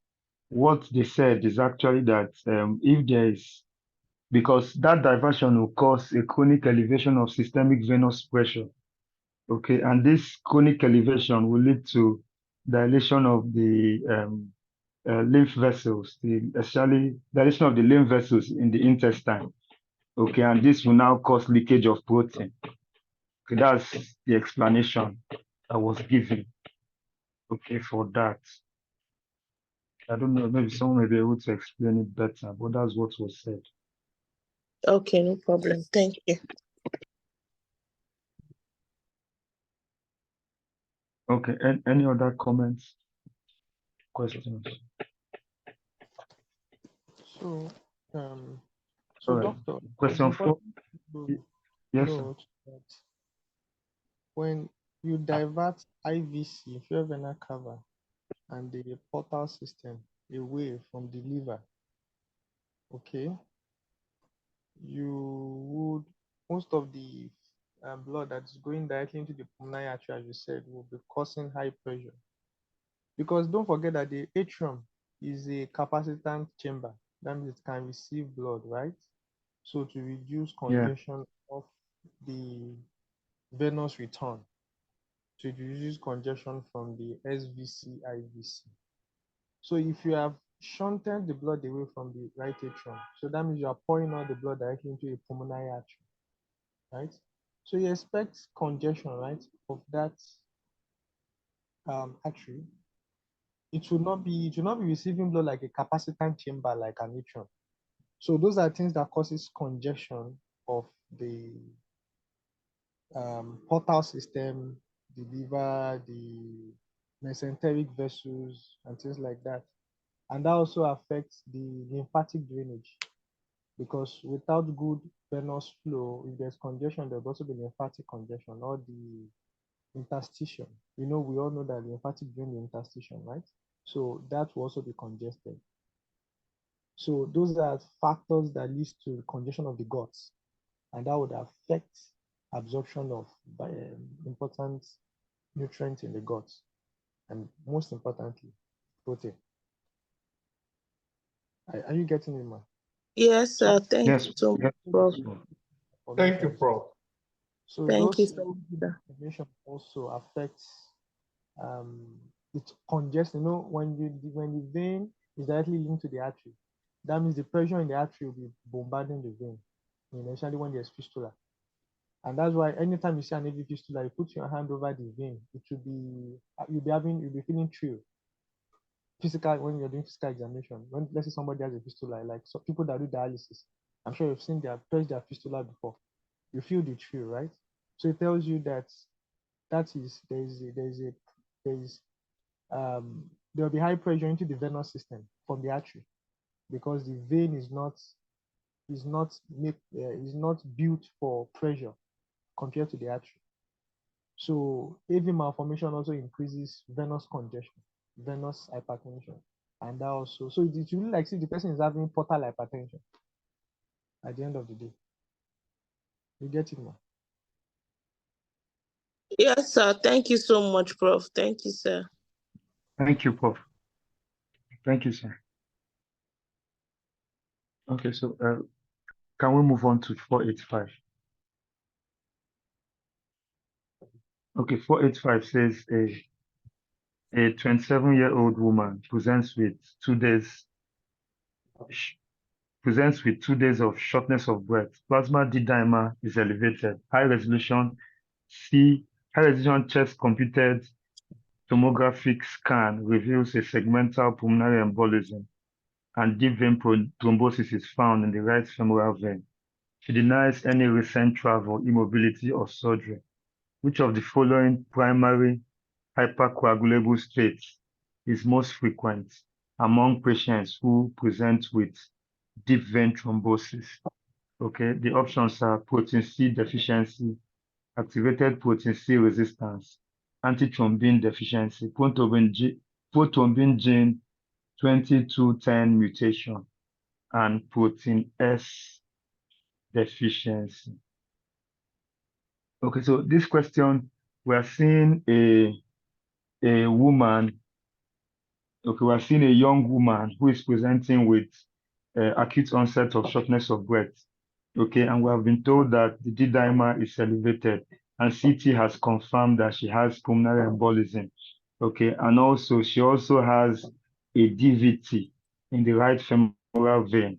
Okay, but the thing about this particular woman is that she doesn't have any risk factors or any risk factors that we expect such individuals to have. She doesn't have a history of recent travel, immobility, history of surgery. Okay, so we should suspect a primary hypercoagulable state when a patient presents with DVT and pulmonary embolism without the known risk factors. Okay, so some of the things that can give us this primary hypercoagulable states that can now lead to DVT and PE include activated protein C resistance. Okay, that's the one popularly known as factor V Leiden. Okay, activated protein C resistance, prothrombin gene mutation, protein C deficiency, protein S deficiency, and antithrombin deficiency. Okay, so activated protein C resistance is caused by a single point mutation in the factor V gene, okay, located in chromosome 1. It causes the activated protein C not to cleave.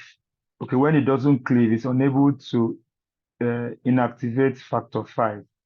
Okay, out of all these primary hypercoagulable states, this is the most common. Okay, so it's seen in 20% of patients with DVT. Other inherited mutations in order of how they occur include prothrombin gene mutation, which is seen in 5 to 8%, protein C deficiency seen in 2 to 4, protein C and protein S deficiency. Protein C is seen in 2 to 4%, protein S in 2 to 5%. Then antithrombin deficiency is seen in 1 to 3%.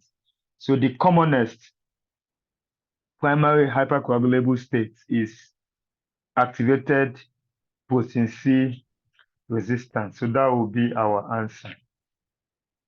Okay, I don't know whether we have comments or contributions.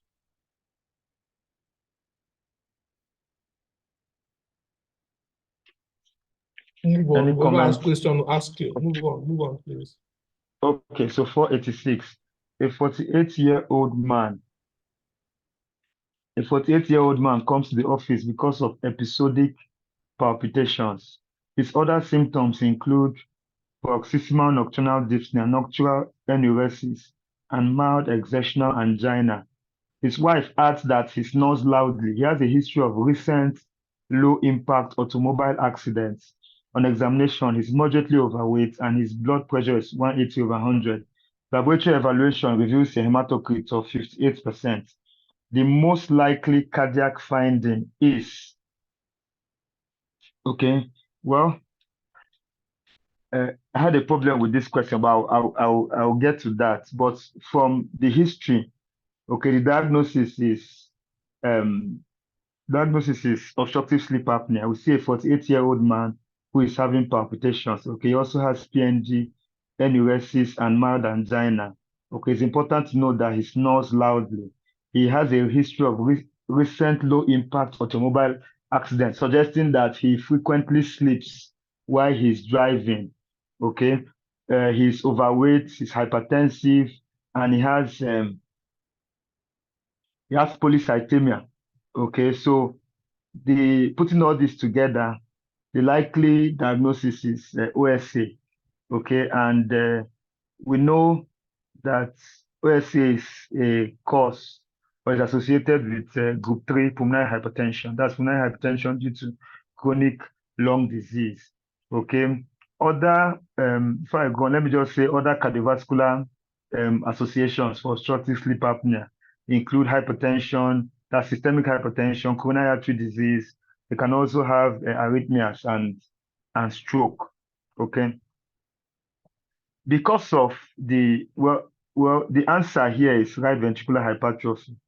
Okay, seeing that the pulmonary hypertension, long-standing pulmonary hypertension, will cause right ventricular hypertrophy. Okay, why I said I had an issue with the question is that because when I first answered the question, okay, I was saying the answer is not there.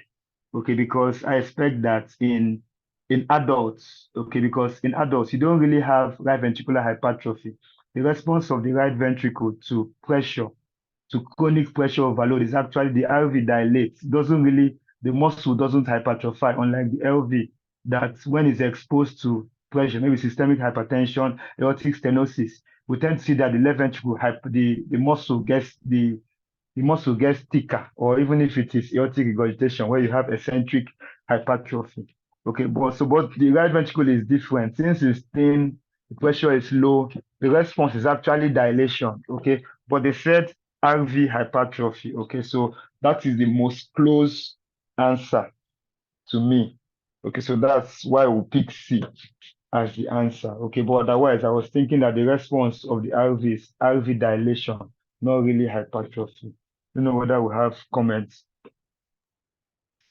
But you recall that the effect of ulcer is not an overnight thing. It's actually a chronic thing. So there is a time for the right ventricle to hypertrophy. Okay. I didn't get what you said, please. Obstructive sleep apnea is not an acute event, it's a chronic event. So there is a time for enough time for the right ventricle to hypertrophy. Okay, well, okay, it's okay. Okay. What I was actually trying to explain is that I understand what you're trying to say. If I can just comment a little. Yes, you are actually right. We can say dilatation, but at the same time, you can also say hypertrophy, depending on let me say, is it a preload now or whatever chamber that we are considering? Do you get? So there can be hypertrophy, and there can be dilatation, and there are different ways by which you can assess them, excuse me, on echo. So we can have hypertrophy, we can have dilatation, and we can have both, just like we can also have on the left. However, the statement you made too, that the right ventricle usually dilates most times too, it's correct. It can dilate more than we can have on the left side because of the structure and the compliance compared to the left, the way it was built. But we can equally also have hypertrophy remember that there are some disease conditions where we have hypertrophy or as in biventricular hypertrophy. In that instance, you're not talking about dilatation. Do you understand? So when on echo, and when we look at these images on echo, they're actually thick. So the thickness could be as marked as what you will see in infiltrative lung diseases, like for instance, hypertrophic cardiomyopathy with biventricular. You see it actually thick, just the way you are seeing the left side. So when you are measuring, so you that's your what's the right word to use now? Your focus, yes, would now not be on the RVIDD, that's the intraventricular diameter, or maybe the RV basal diameter. However, if it has maybe we are having, like for instance now, you are having like in this instance pulmonary hypertension, you know, the right ventricle is contracting the against a high pressure from the pulmonary circulation. So it will not only dilate, it will hypertrophy too.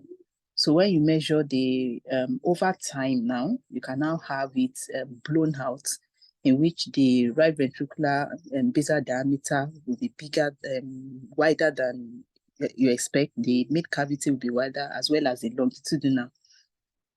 So you can have both, depending on the pathology. Thank you. Okay, thank you so much for that. Thank you, Arimolade. Thank you. All right, so we'll move to 487. 487, please. Thank you. 487. Okay. It says a 78-year-old man describes exertional dyspnea 3 days after a 12-hour intercontinental flight. His blood pressure is 128/76, heart rate 92 beats per minute and regular. His oxygen saturation is 96%. He weighs 78 kg. There is no jugular venous distension. The chest is clear to auscultation, and there is no peripheral edema or calf tenderness. The serum D-dimer is elevated, and subsequent imaging demonstrates a segmental pulmonary embolism and thrombus within the left femoral vein.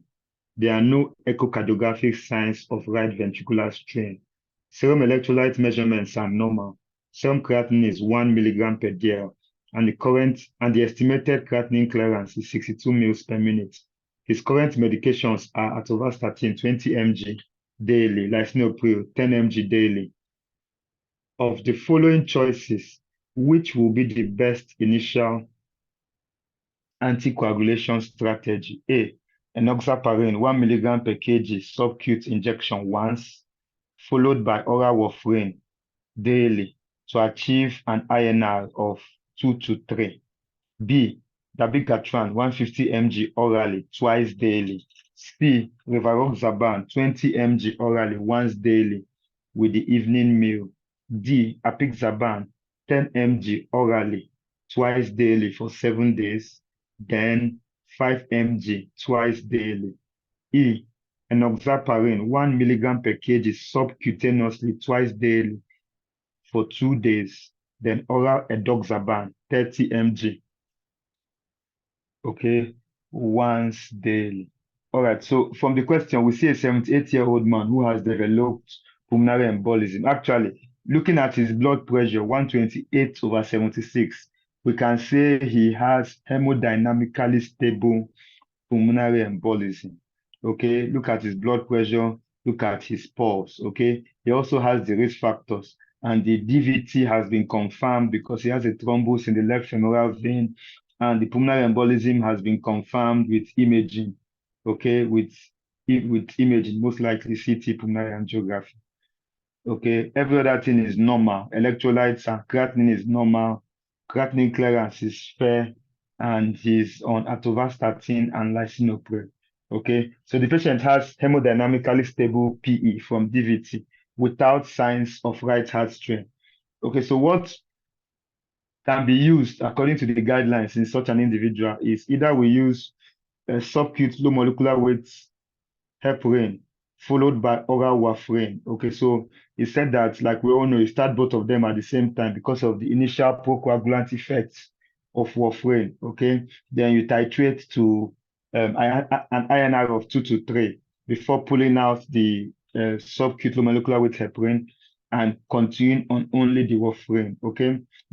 It can be used. So if that option was there, it will be correct. But they said the options there for that is just once start. Okay, so once, so it's not for a prolonged period, especially option A. So that's why it's false.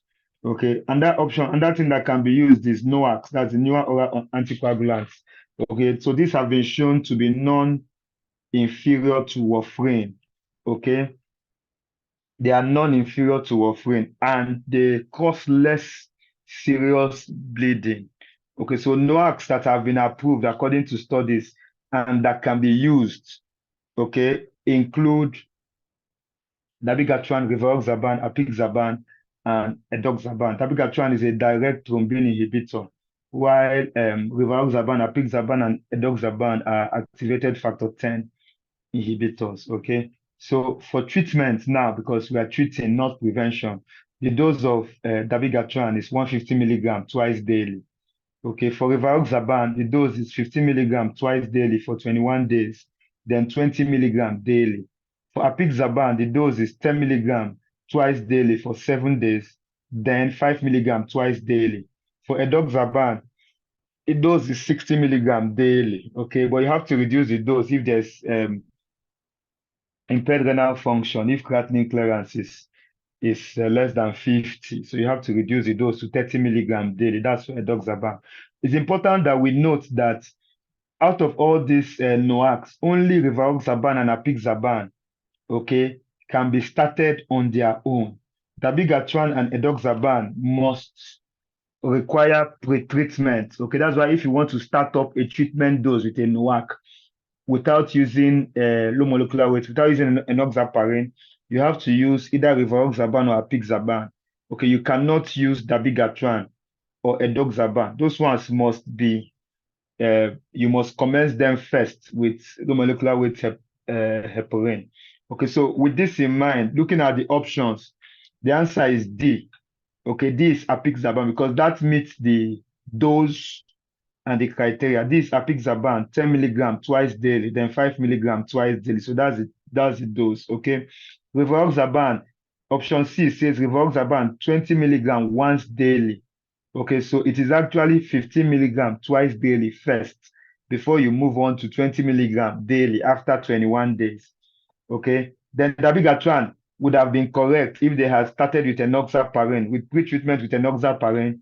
Dabigatran would have been correct. Okay, then pre-treatment for 5 days actually with enoxaparin. So that's what made option B, sorry, and E false, because E, enoxaparin twice daily for 2 days. If it had been 5 days, it should have been correct. Although the edoxaban dose there should have been 60 milligram, because that 30 milligram is for patients with impaired renal function. Okay, so so the correct answer is option D. Okay, any comments or questions? Okay, I just want to add to what you said.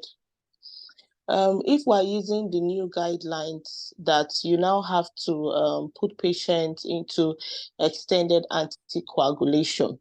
So extended anticoagulation, usually after 6 months, the doses further drop.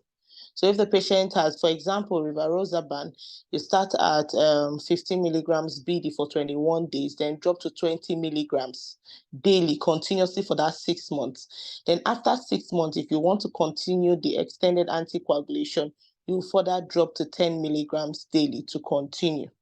Same with apixaban. When you do 10 milligram BD for 7 days, then you drop to 5 milligram BD. You can continue that for that 6 months. If you want to extend it, you have to also reduce the dose further if the person is going to go beyond 6 months duration.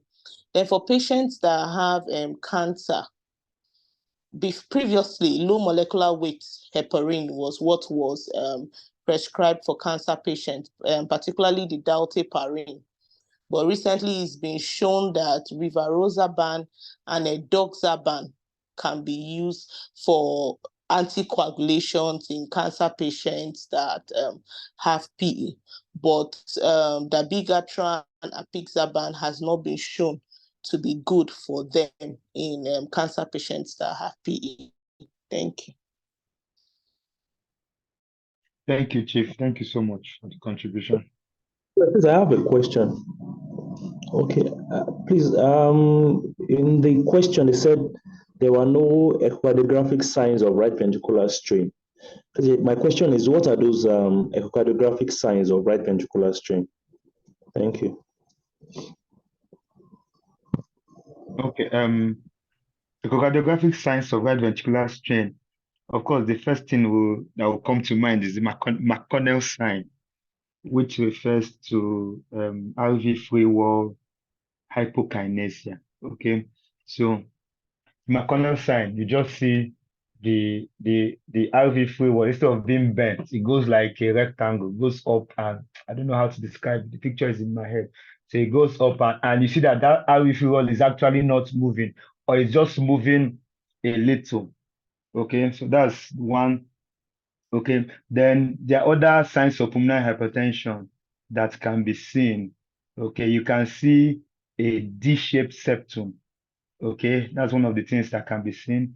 It can also be the 60-60 sign. Okay, I'm trying to remember it now. I can't remember the 60-60 sign. There's also the 60-60 sign. Then other signs of pulmonary hypertension, okay, are right atrial enlargement, dilation of the pulmonary artery, tricuspid regurgitation. So all those things are also things that can also be seen. Okay, and the thing with this is that these things were previously not there. Usually just happens acutely as the PE strikes, especially large PEs, okay, will lead to this. I don't know, maybe somebody can also assist with more signs of RV strain. There are ones that I didn't mention.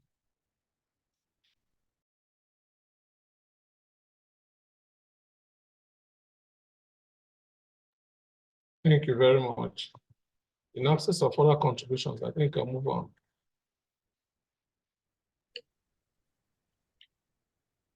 Okay, so let's move to question 488. Question 488, okay. So it says a 20-year-old previously healthy woman is brought to the hospital because of fatigue and exertional dyspnea over the past month. Past medical history is unremarkable except for an upper respiratory tract infection 4 weeks earlier. She's not pregnant. There is no family history of cardiac illness. She does not consume alcoholic beverages or use illicit drugs.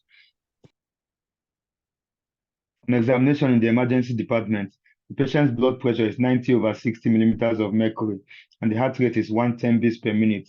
Jugular veins are distended to 10 centimeter water. Chest examination reveals bilateral rails, and on cardiac examination, there is a prominent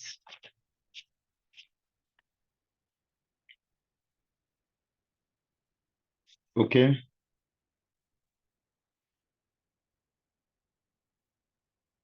Okay, there's a prominent apical S3 gallop. An echocardiogram demonstrates dilation of both ventricles with diffuse hypokinesia, and the LV ejection fraction is 15%. Which one of the following statements regarding this patient's disorder is not correct? Okay, so we're looking at a 20-year-old, otherwise previously healthy woman, okay, presenting with fatigue and shortness of breath on exertion for 1 month. Okay, she doesn't have any significant past medical history except that she had an upper respiratory tract infection 4 weeks before this. Okay, she's not pregnant. Okay, no family history of cardiac illness, doesn't consume alcoholic beverages. Okay, so her blood pressure is 90/60. She has a tachycardia. She has raised JVP. She has crepitations bisally. She has an S3. Okay, echo is now showing both LV and RV dilation with hypokinesia, widespread hypokinesia, with severe LV systolic dysfunction and an EF of 15%. Okay, of course, this is classical for dilated cardiomyopathy. Most likely from, if you look at the history of um, upper respiratory tract infection, so it's likely from a viral myocarditis. Okay, so the patient has dilated cardiomyopathy of recent onset. Okay, and like we know, most DCM are presumed to be caused by viral myocarditis. Okay, so let's go to the options. The most likely, so we are looking for the option that is not correct. Which of the following statements is not, regarding this patient's disorder, is not correct? A, the most likely etiology of this patient's disorder is viral. That's true. Looking at the history, okay, and looking at the epidemiology, the most likely etiology is a primary viral illness that has affected the myocardium, causing myocarditis, and which may have been asymptomatic and now progressing to dilated cardiomyopathy in heart failure, which the patient is presenting with. So that's true. So that's false. Option B says myocardial biopsy will not likely reveal a specific etiology. Okay, it said that in dilated cardiomyopathy,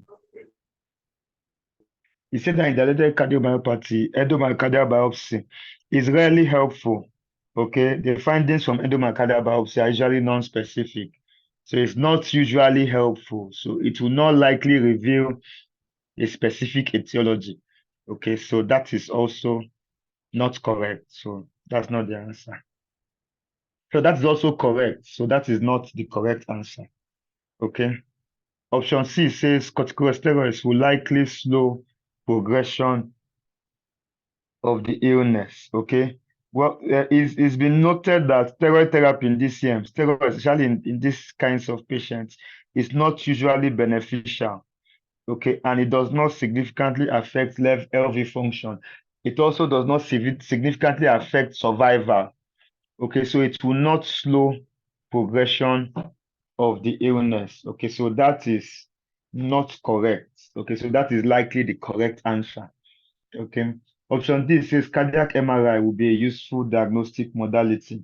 Yes, cardiac MRI it has high diagnostic accuracy, and it can identify global or focal myocarditis. So such patients, if the facility is available, should have an MRI. Okay, option E says serum cardiac troponin elevation may occur in the absence of coronary artery disease. Yes, that's true.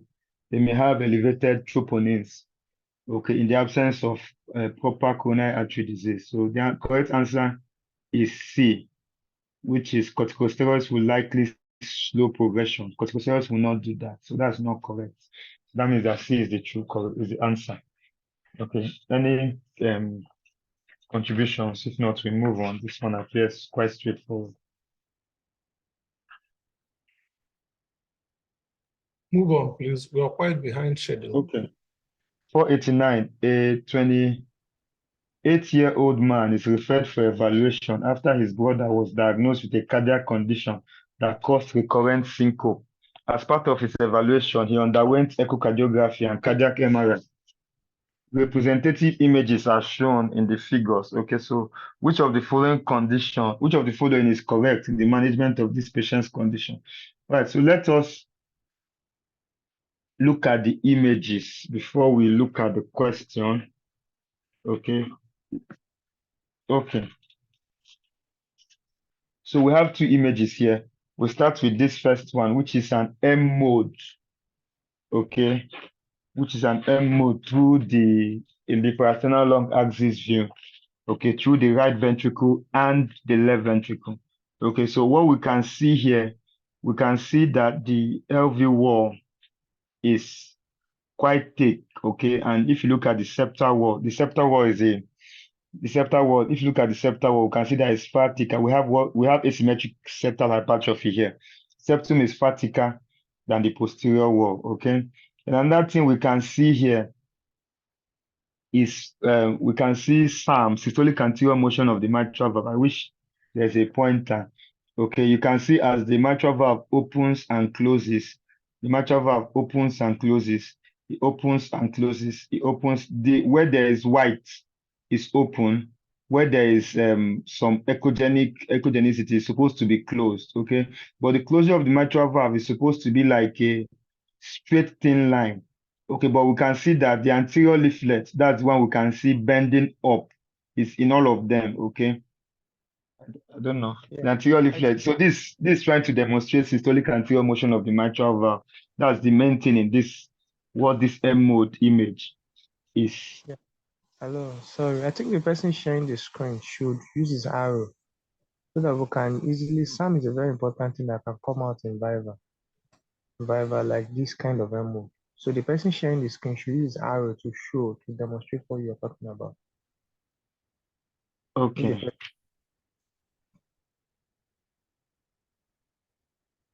Dr. Laleko, I think it's your screen we are seeing. Are you with us, sir?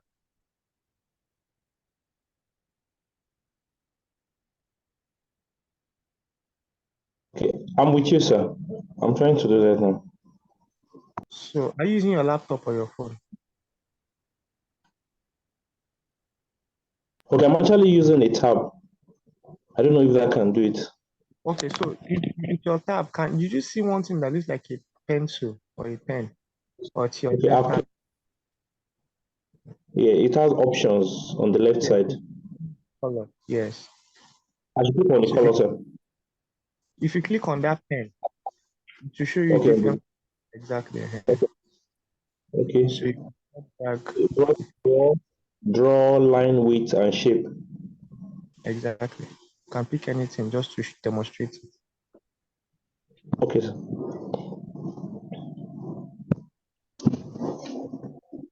I think it's okay.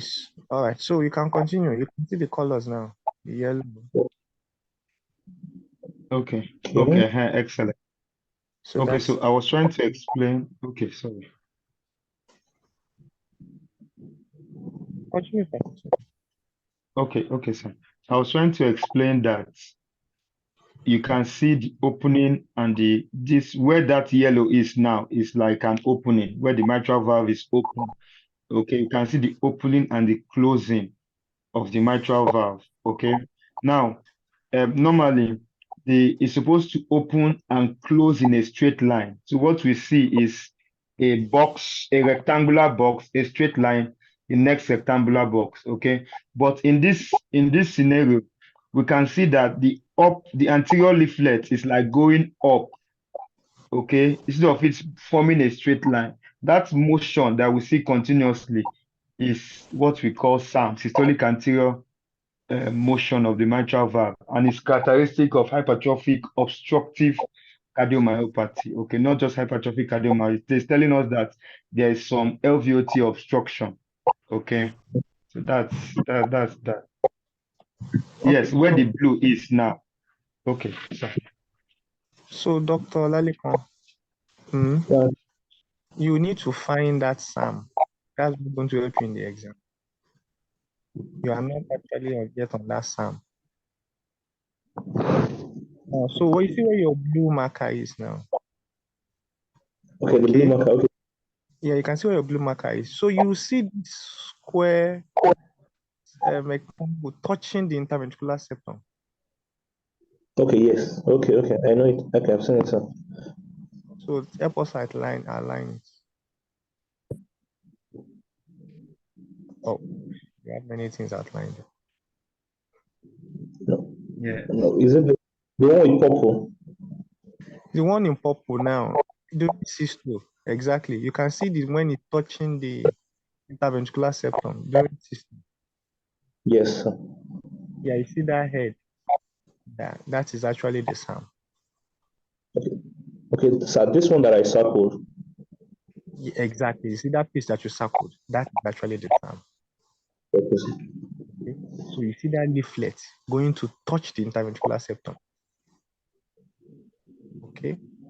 So hope everybody gets this. Exactly. Yes, fantastic. Yes, That Prof. leaflet, that thick leaflet touching the interventricular septum up is the SAM. You are not supposed to see that. As he rightly explained, it's supposed to be flat at the middle. You should not be touching the interventricular septum. Thank you. Okay, It's sir. actually a question that they can put in the one of the station and they will ask you to make a diagnosis. All right. Thank you. Thank you, sir. Thank you, Prof. Thank you. Thank you, Prof. Okay, so let's go to the options. Okay, let's look at the second image. Sorry, we have another image. Let's look at the cardiac MRI. Okay. Just if you okay. Okay, so this image is clearer. At least it's labeled for us actually. That's why it's clearer. Because it was not labeled. God will help us. But it's labeled. So we can see the ventricular septum. Okay. You can see the ventricular, we can see the left atrium, and we can see the free wall. Okay, that's the ventricular free wall, the posterior wall. Okay, so we can see asymmetric septal hypertrophy. I think that's the key thing in this MRI image. Okay, so we'll now go to the questions.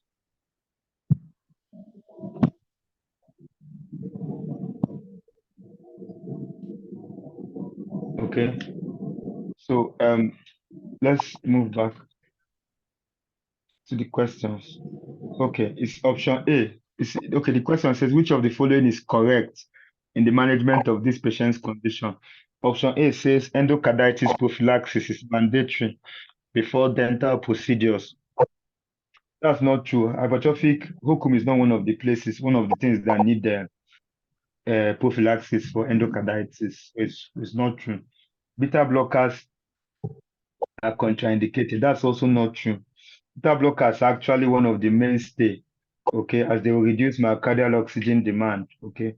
They will also improve symptoms. So that's actually one of the first things we put the patients on. Okay, so yes, I didn't hear you.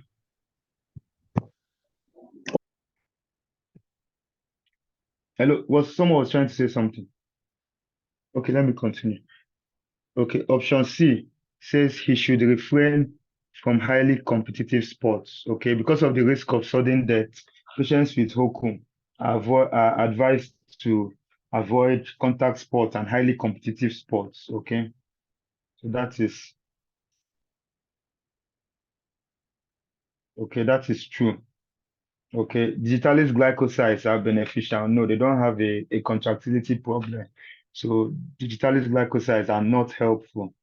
Okay, anemia is associated with a decrease in the intensity of the murmur. Anemia is associated with a decrease in the intensity of the murmur. No, that's also not true. Anemia is not associated with a decrease in the intensity of the murmur. All right, so I don't know whether we have more. So the correct answer is C, that he should refrain from competitive sports, from highly competitive sports. Yes. I just have a quick question for you. Digitalis in hokum, can it be useful or is it contraindicated? Prof, it is contraindicated, sir. Yeah, you have to know things that are contraindicated because you just said it's not useful. You don't have contractual problem. That's not. It's contractually highly contraindicated in that condition. Okay, thank you. Thank you. Okay, question 490.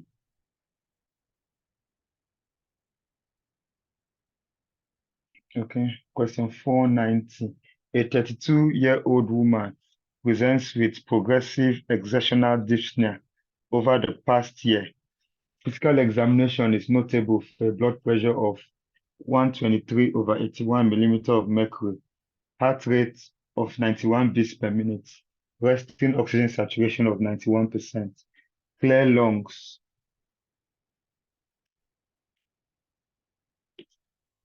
Okay.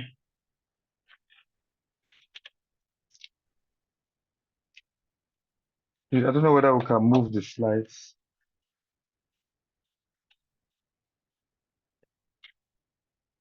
It has been moved. Okay. clear lungs, and a loud pulmonic component of S2, and symmetric lower extremity edema. As part of her treatment, her physician prescribed a diuretic and warfarin. After 3 months, there was no clinical improvement. Right heart catheterization is undertaken and demonstrates the following: right atrial pressure, 14 millimeter of mercury; pulmonary artery pressure, mean pulmonary artery pressure, 38 millimeter of mercury; pulmonary vascular resistance, 6.8 Woods units, that's 544 dissect centimeter; pulmonary capillary wedge pressure, 8 millimeter of mercury. A pulmonary angiogram is performed. Which of the following will be most appropriate in managing this patient?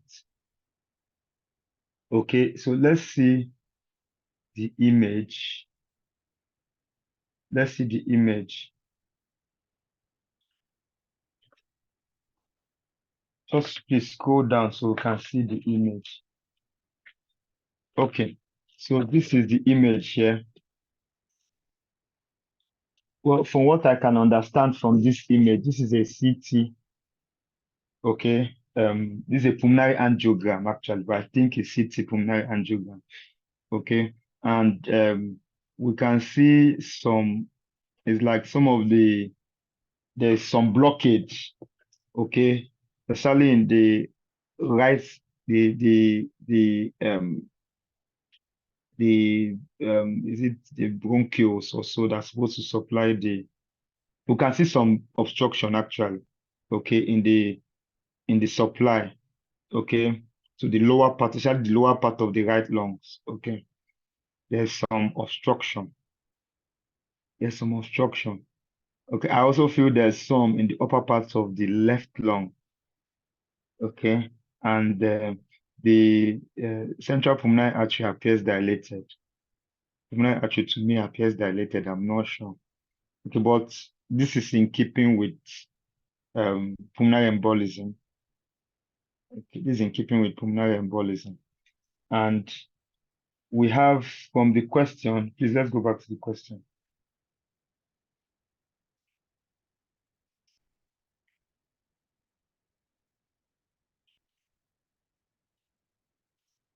Please let's go back to the question.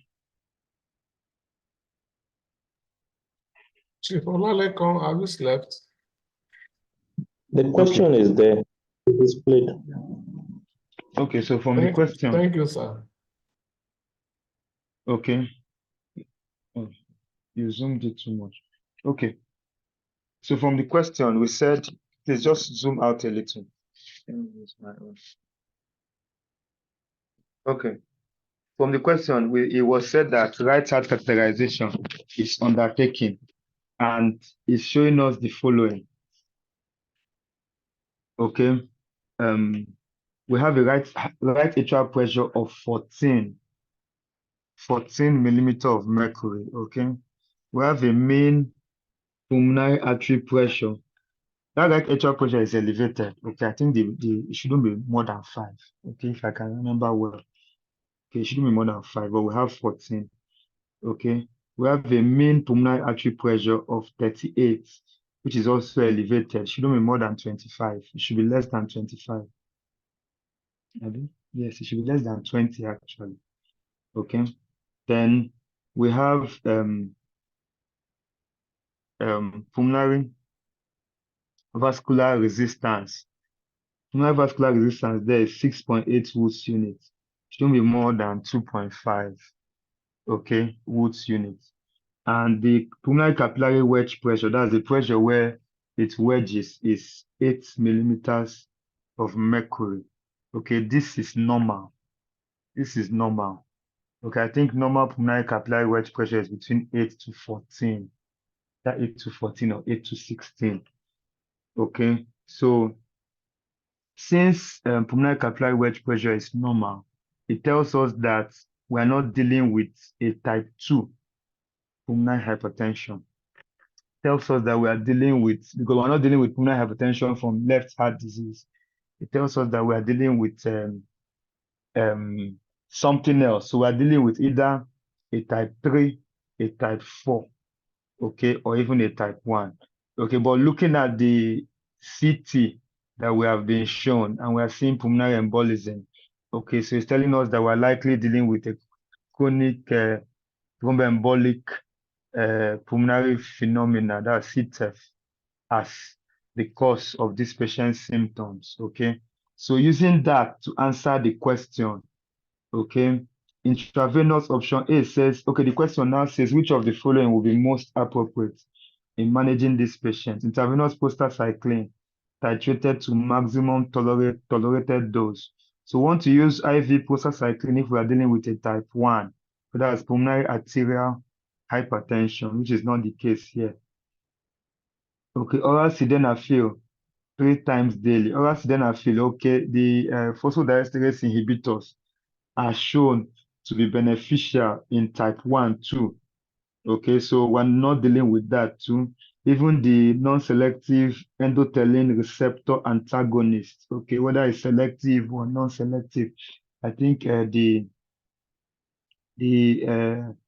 non-selective is bosentan.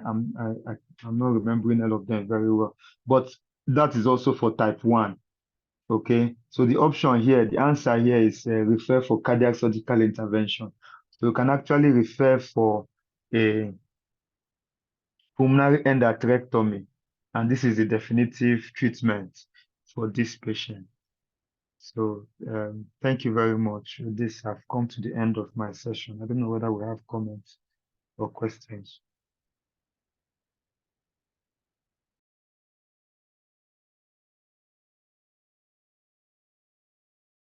Yeah, so nice presentation.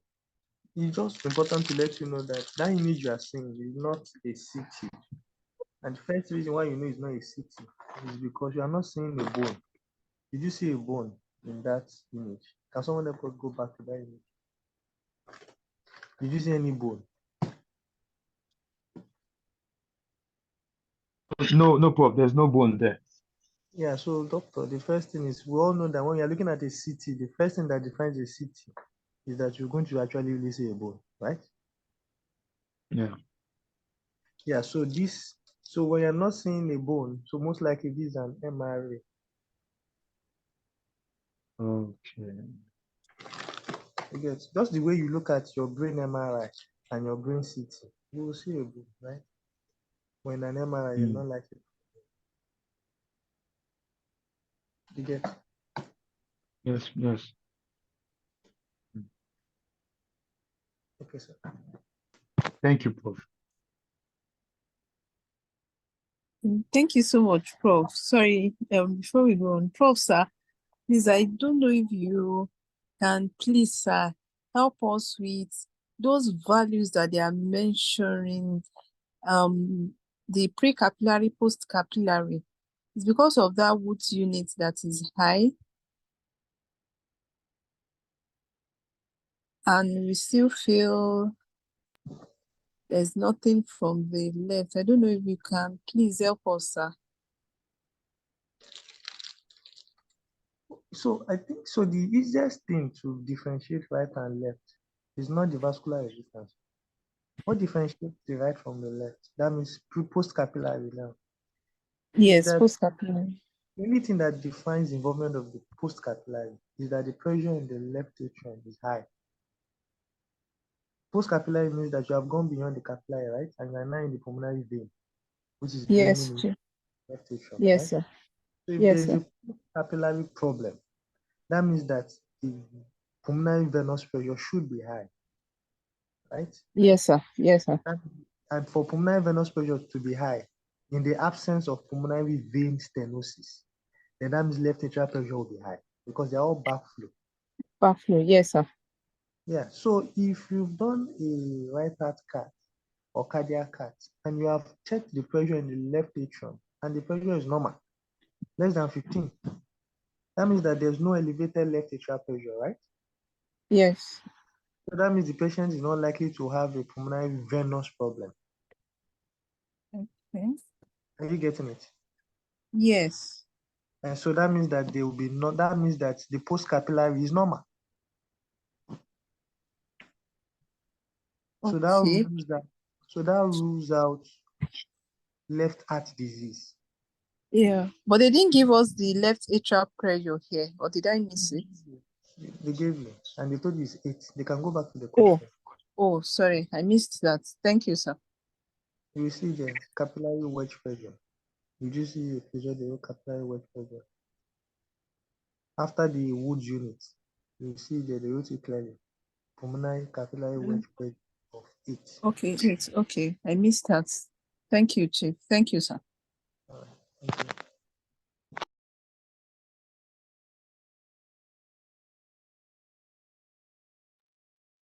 In absence of further comments, can we have the next presenter, please? Thank you very much for the presentation.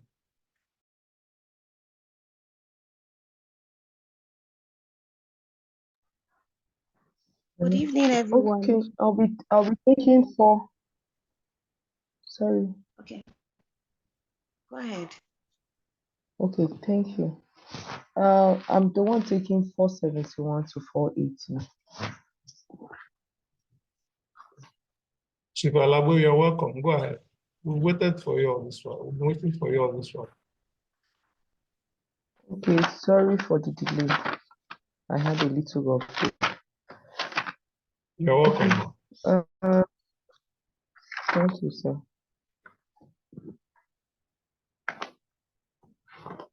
Okay, please, can you help me zoom Sorry, more? did you just say robbery? No, I said rough day, rough day. Oh, okay. All right. Sorry about that. I chatted with Dr. Rimalade. I Oh, chatted because with I've been trying your number. So when I had robbery, I was okay. I will check. Sorry, I'm not Actually, my there. phone was stolen. So My when you phone now was said stolen. That robbery, was why you couldn't get it.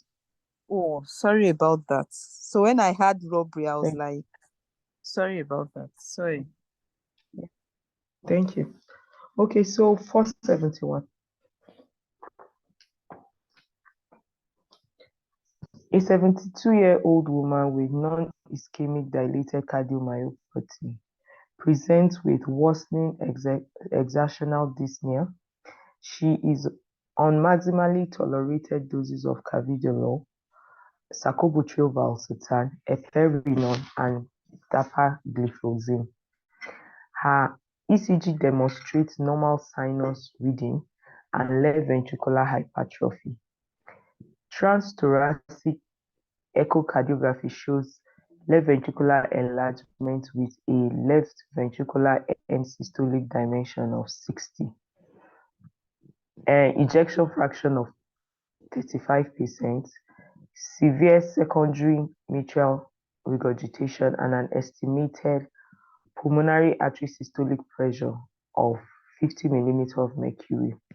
Which of the following statements is correct regarding transcatheter edge-to-edge repair of the mitral valve for heart failure patients with secondary mitral regurgitation? Dr. Lalika, can you help me zoom more?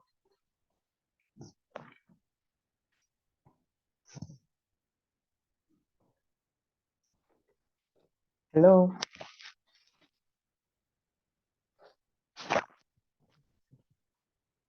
Can anyone hear me? Okay, thank you. Yes, we We can. can hear you. Okay, thank you.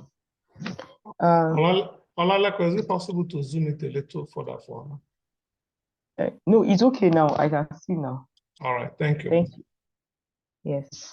Okay, so from the question, this is a patient, a 72-year-old woman with non-ischemic dyspnea that is on maximal doses of the guideline-directed therapy. That's she's on a beta blocker, ARNI, then eplerenone and dapagliflozin, and she still has ejection fraction of 35% and a severe MR. So they are asking about transcatheter edge-to-edge repair for mitral valve in heart failure patients. That's patients that have secondary mitral regurgitation.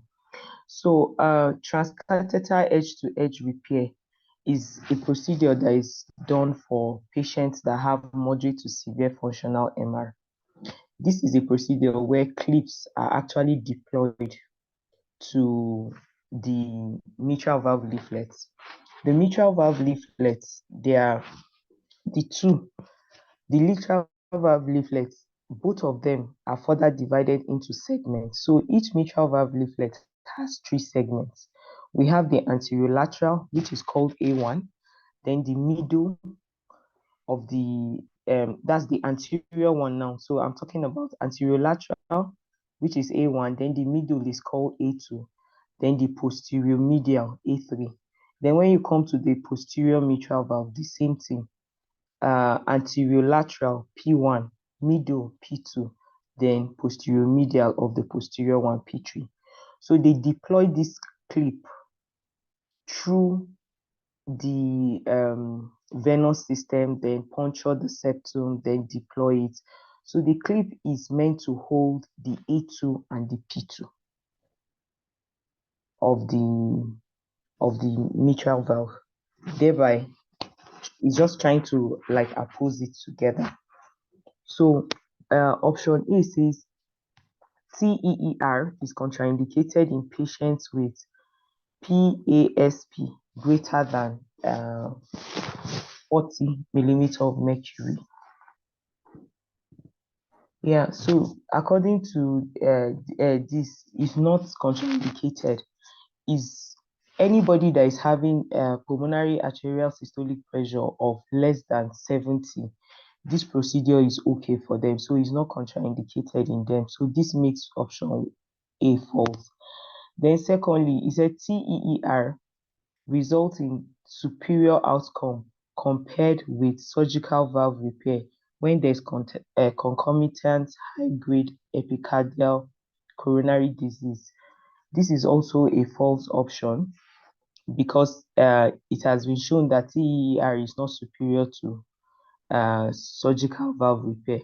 Normally, if there's concomitant epicardial coronary disease, it's better you go through the surgical route. Then option C said TEER has been shown to reduce mortality and heart failure hospitalization for heart failure patients with moderate to severe MR who have persistent symptoms despite optimal guideline directed medical therapy. This is the true option. This patient is already on the optimal guideline therapy, and still the patient is still having severe mitral valve regurgitation. So TEER is a good option for this patient because it has been shown to reduce mortality and heart failure hospitalization. Then option D says TEER clips are typically deployed at the medial P3 and A3 segments of the mitral valve to replicate Alferi stitch operation. This is false. I said earlier that is deployed at P2 and A2. This Alferi stitch operation is also another kind of operation that is done for mitral valve regurgitation also. Is also called the bow tie procedure. But in this case, instead of deploying a clip, they go in and stitch the A2 and the P2 together. So instead of deploying a clip, it is actually a stitch that is applied there. So any comments? Move on, please. If anyone has comments, can always ask along the line. Move on. Thank you. Okay. 472.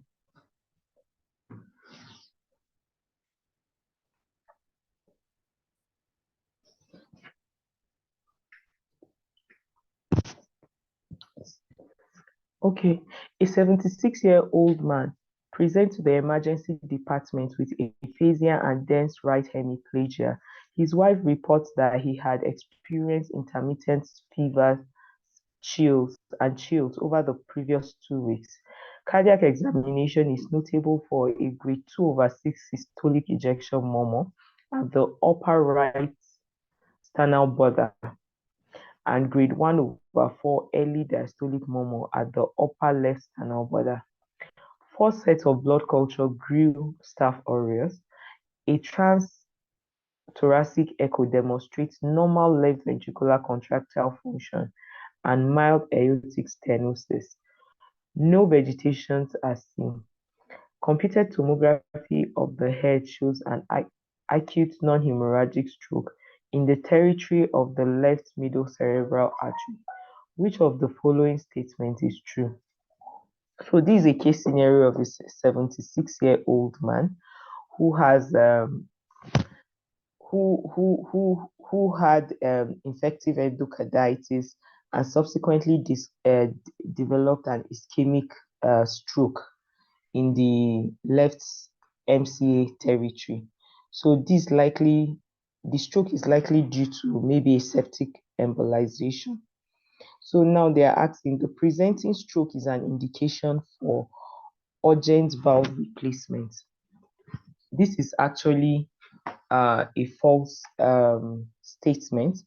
If we remembered yesterday from the indications that they gave us for urgent valve surgery, presenting stroke is not part of the indications.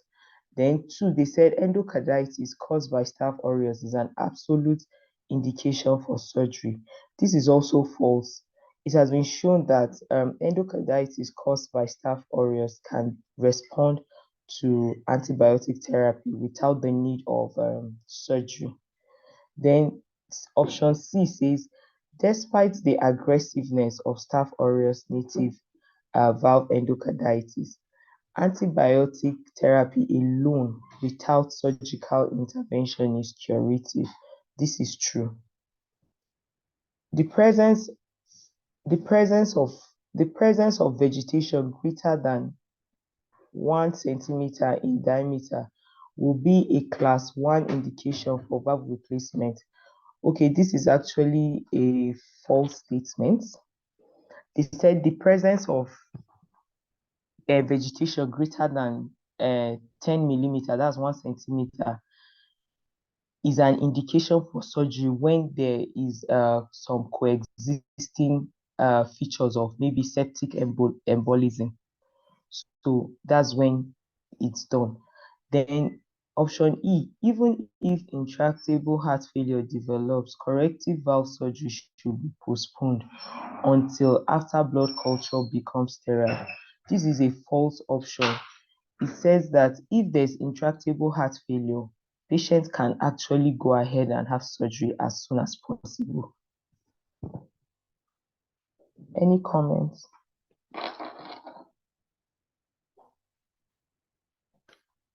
Okay, question 473. Which of the following statements about tuberculous pericarditis is not correct? So we're looking for the false statement. Tuberculous pericarditis usually arises via retrograde spread from adjacent lymph nodes or by early hematogenous spread from primary infection. This is actually a true statement.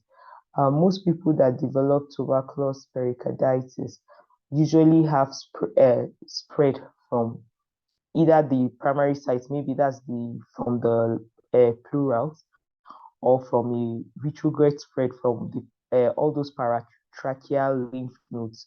So they can actually have a retrograde spread into the pericardium. So it's a true option. Option B, tuberculous pericardial effusion usually accumulates slowly. This is also true. That's not what we are looking for because it's a chronic kind of pericardial effusion. So it accumulates over time slowly. Then option C says measurement of adenosine deaminase in pericardial fluid is highly sensitive and specific for diagnosis of tuberculous pericarditis. This is also a true statement. Measurement of adenosine deaminase together with lysosomes, there are specific tests that can be done to detect tuberculous bacilli. No, that's to diagnose tuberculosis. However, the most definite diagnosis is demonstration of the tubercle in pericardial fluid or via pericardial biopsy. So this is also a true statement. Then it is often difficult to isolate the organism from pericardial fluid. This is also a true statement. It is difficult. They said the yield is actually low. Then option E, addition of corticosteroid to a 3-drug antibacterial regimen reduces mortality in patients with tuberculous pericarditis. Okay, this is actually a false option. Studies have shown that corticosteroid does not decrease mortality in patients with tuberculous pericarditis. Instead, it tends to slow down the progression of the disease.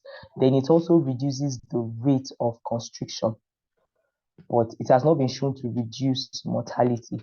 So other things that can be used to slow down the rate of constriction is urokinase. Intrapericardial urokinase also slows down the rate of constriction. Then corticosteroid like prednisolone given for 6 weeks can also slow down the constriction, but it doesn't reduce mortality. So option E is the false option. Any comments? Thank you very much. Move on. If anybody has a comment, you make it along the way. Thank you. We're already lagging behind for a very long period. 474. A 42-year-old previously healthy salesman presents to his physician with a complaint of lower extremity edema. He also describes flushing episodes over the past several months, intermittent wheezing, and episodic diarrhea. On physical examination, there's a jugular venous distension, a prominent holosystolic murmur at the left lower sternal border, and a pulsatile liver and peripheral edema. The urinary 5-hydroxyindoacetic acid level is markedly elevated. Which of the following statement is true? Okay, from this question, this is a 42-year-old man who presented with the 3 trials of carcinoid syndrome. That's flushing episodes, diarrhea, and bronchospasm. So the bronchospasm is what is causing the intermittent wheezing. And people that have carcinoid syndrome. Okay, carcinoid syndrome is actually a neuroendocrine tumor that tends to secrete some vasoactive substances like histamine, serotonin, tachykinins, bradykinins. So these are the vasoactive substances that give most of the symptoms that these patients have. So whenever there's metastasis to the liver, patients usually present with this triad I just mentioned. And once there's metastasis to the liver, these vasoactive substances can get into the systemic circulation, and even then they are being carried to the right heart where the is secreted into the hepatic vein, then it will be carried to the right heart. So it will give manifestations of the right heart. Then if they are in the lungs, they will now be secreted and they will get to the left heart. So with this this presentation, it shows that the patient has hepatic metastasis, which is giving him right heart features. So the underlying disorder involves the liver.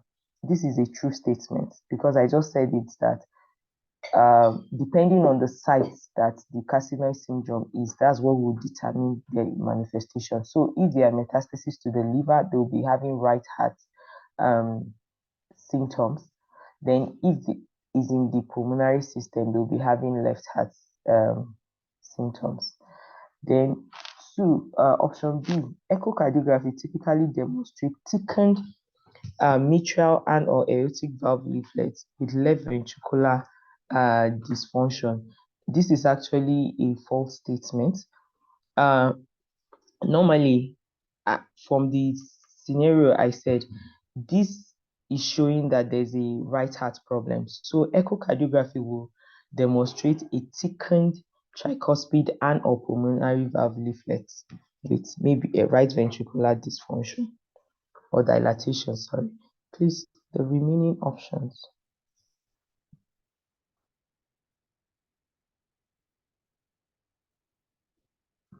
Hello. Okay, thank you. Okay, option C. The symptoms are associated with low level of circulating serotonin. This is false. Is associated with high level of serotonin and other vasoactives. Then D. The primary disease usually invades the endocardium. Normally, the primary disease invades it invades myocardium. Normally, the primary disease invades the endocardium more. It affects the valves and the subvalvular apparatus, so thereby causing retraction, then leading to regurgitation of the valves. Thank you. And just to add, normally, these vasoactive substances, when they are secreted, they are inactivated in the liver, in the lungs, and in the brain. So when they don't get inactivated and they bypass these sites, they get into the system and give some of the findings we get.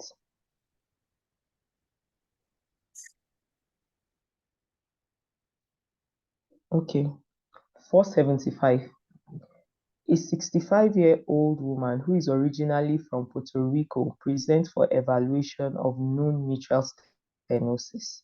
Over the past few months, she has developed worsening exertional dyspnea, atrial fibrillation, and is found to have moderate pulmonary hypertension. Which of the following statements regarding percutaneous balloon mitral valvuloplasty for this condition is true? Okay, just to state that for patients that have mitral regurgitation, the number one intervention that is being recommended is actually percutaneous balloon mitral valvuloplasty. Where patients now have some contraindications to this, that's when other things can be done. So patients that have mitral stenosis, the number one thing is to do percutaneous balloon mitral valvuloplasty, where a balloon will be inserted or deployed to the mitral valve in order to open the orifice of the valve and maybe break down any form of calcification or something, and then it will help in improving the cardiac output. So, and normally, to know whether the patient is suitable for this procedure, there's what we call the Wilkins echo score, which is used to predict whether the procedure will be successful for the patient. So what this Wilkins score entails is one, mitral, after doing echo, they will look for mitral valve rigidity, mitral valve leaflet thickening, mitral valve calcification, and subapparatus thickening and calcification. So these are 4 things that are being looked out for. So from being present to being severe, they grade them as 0, 1, 2, 3, 4. So with 0 being absent and 4 being severe. So if someone is having mitral rigidity, if it's 4, that means the rigidity is severe. So people, after calculating this Wilkins echo score, people that have 8, the score of 8 or less, they are said to have, they are likely to have good prognosis from the procedure. So the options now. The risk of stroke during the procedure is 10%. Okay, this is actually false. The risk of stroke during the procedure is just about 1 to 2%. Then transthoracic echocardiography is the appropriate imaging study before the procedure to exclude presence of left atrial thrombus. This is also a wrong option. We know that to exclude left atrial thrombus, we need transesophageal echo. Then option C. Option C says balloon mitral valvuloplasty is the treatment of choice for patients with hemodynamically significant mitral stenosis without left atrial thrombus and an echo score of 8 or less. Yes, this is the true option. From the score I told you about, the Wilkins echo score, people that have 8 or less tend to have better prognosis. Then option D, a small atrial defect. Atrial septal defect is detected in 25% of patients after procedure. This is actually a false statement. They said about 5% of them, 5% of the patients after this procedure will have an ESD. Then option E, approximately 10% of patients develop severe MR as a result of the procedure. This is also false, approximately 2%. So the complications of this procedure are death, cardiac perforation, ESD, thromboembolism, and severe MR. Almost all of them, the percentage of the complication is either 1 or 2. It's only ASD that is 5. So that's a way of just remembering. Once they are talking about mitral valve balloon valvuloplasty, just think of, once they are talking about complication, most of them is 1 to 2. It's only ASD that is 5. Any comments?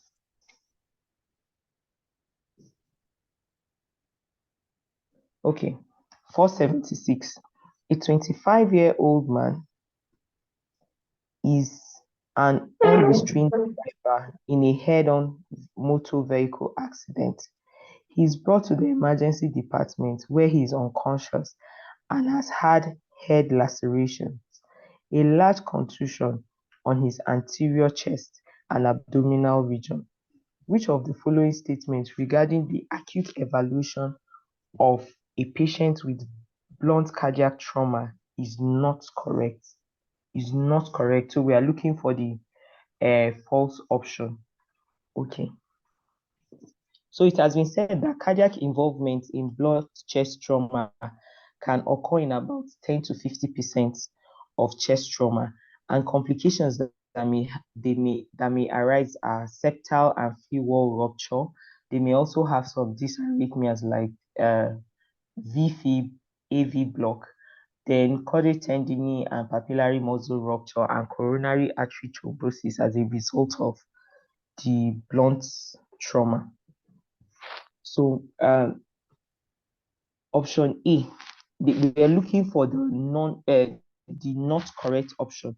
So they said serum cardiac specific troponin measurement correlates with the presence and the prognosis of blunt myocardial injury. This is a false statement. They said actually, yes, the patients may have slight elevation in cardiac specific troponins, but it doesn't correlate with the prognosis. And sometimes it doesn't even correlate with the presence of the myocardial injury, but they may have it and they may not have it. Then, so this is actually false. Then common consequences of blunt cardiac trauma are correctly identified by transesophageal echocardiography. This is true. They said patients with this complication actually with the cardiac injury, when they have transesophageal echo, some of these complications are better identified, like the free wall rupture, the septal rupture, and papillary muscle rupture. Then arrhythmias and conduction blocks occur frequently after the blunt cardiac trauma. This is also true. They have arrhythmias and they have AV blocks. Then traumatic VSD formation is a recognized potential complication. This is also true. I said they may have septal rupture and free wall rupture. So it's a recognized complication. So the not correct option here is option A, because it doesn't determine the prognosis of the injury. Any comments? Okay, 477. Which of the following statements regarding patients with sarcoid heart is true? Okay, just an overview. Cardiac sarcoidosis is part of the spectrum of sarcoidosis, and it has been shown that 25% of people that have pulmonary sarcoidosis will have cardiac sarcoidosis. And usually, people that have cardiac sarcoidosis, what they normally have is there's granulomatous inflammation in the heart. So we tend to see all forms of patchy inflammation, granulomatous inflammation in the heart. And because of this patchy nature of the disease, when they do endomyocardial biopsy, it's possible to miss the site that has the active infection. So that means endomyocardial biopsy in patients like this is not highly sensitive to establish a diagnosis. And another thing about cardiac sarcoidosis is that it has predilection for the basal intraventricular septum. It tends to attack that place more than the mid intraventricular septum. So one of the things you find is basal intraventricular septal thinning in patients that have cardiac sarcoidosis. Okay, so to answer the question now, option A states that fewer than 5% of patients with pulmonary sarcoid have cardiac sarcoid involvement. This is false. I said 25% of people that have pulmonary sarcoidosis will have cardiac sarcoid.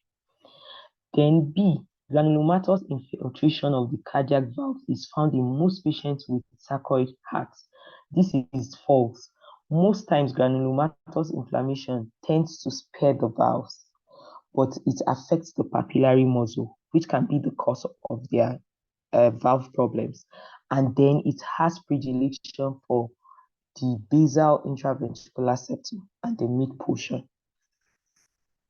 Percutaneous endomyocardial biopsy is highly sensitive means to establish diagnosis. This is false. I said it earlier.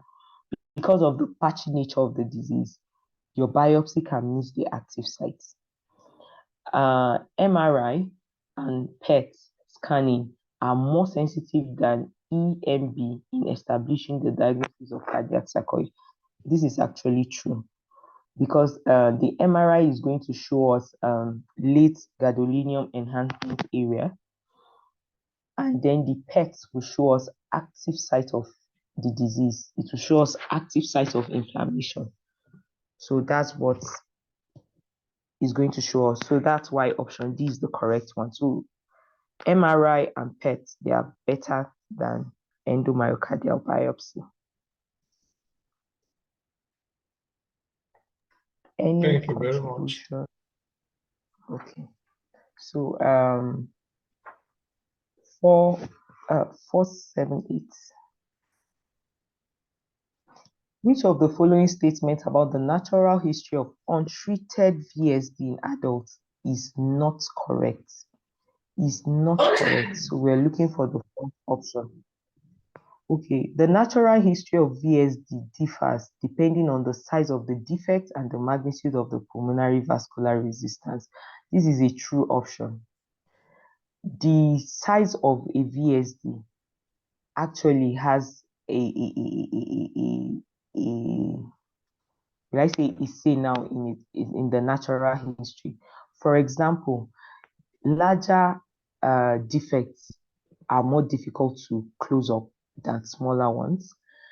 And then the larger the defects, the more the pressure to the pulmonary vascular, that's the more the blood flow to the pulmonary vasculature, thereby it has a magnitude on the pulmonary vascular resistance.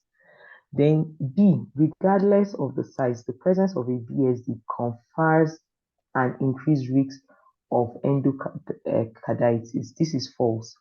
If you remember yesterday, we said smaller VSD tend to have high turbulence, so they predispose the patient to increased risk of endocarditis.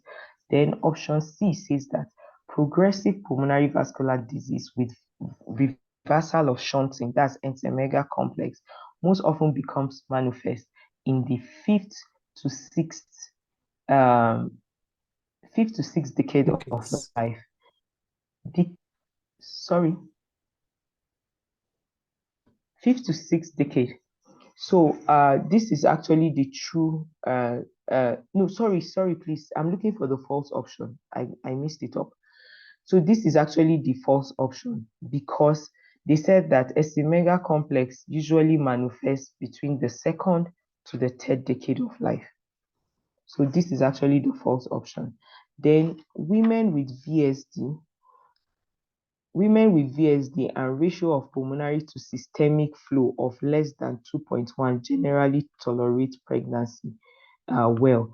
Yeah, it has been said that women with QP to QS of less than 2 to 1 will tolerate pregnancy well.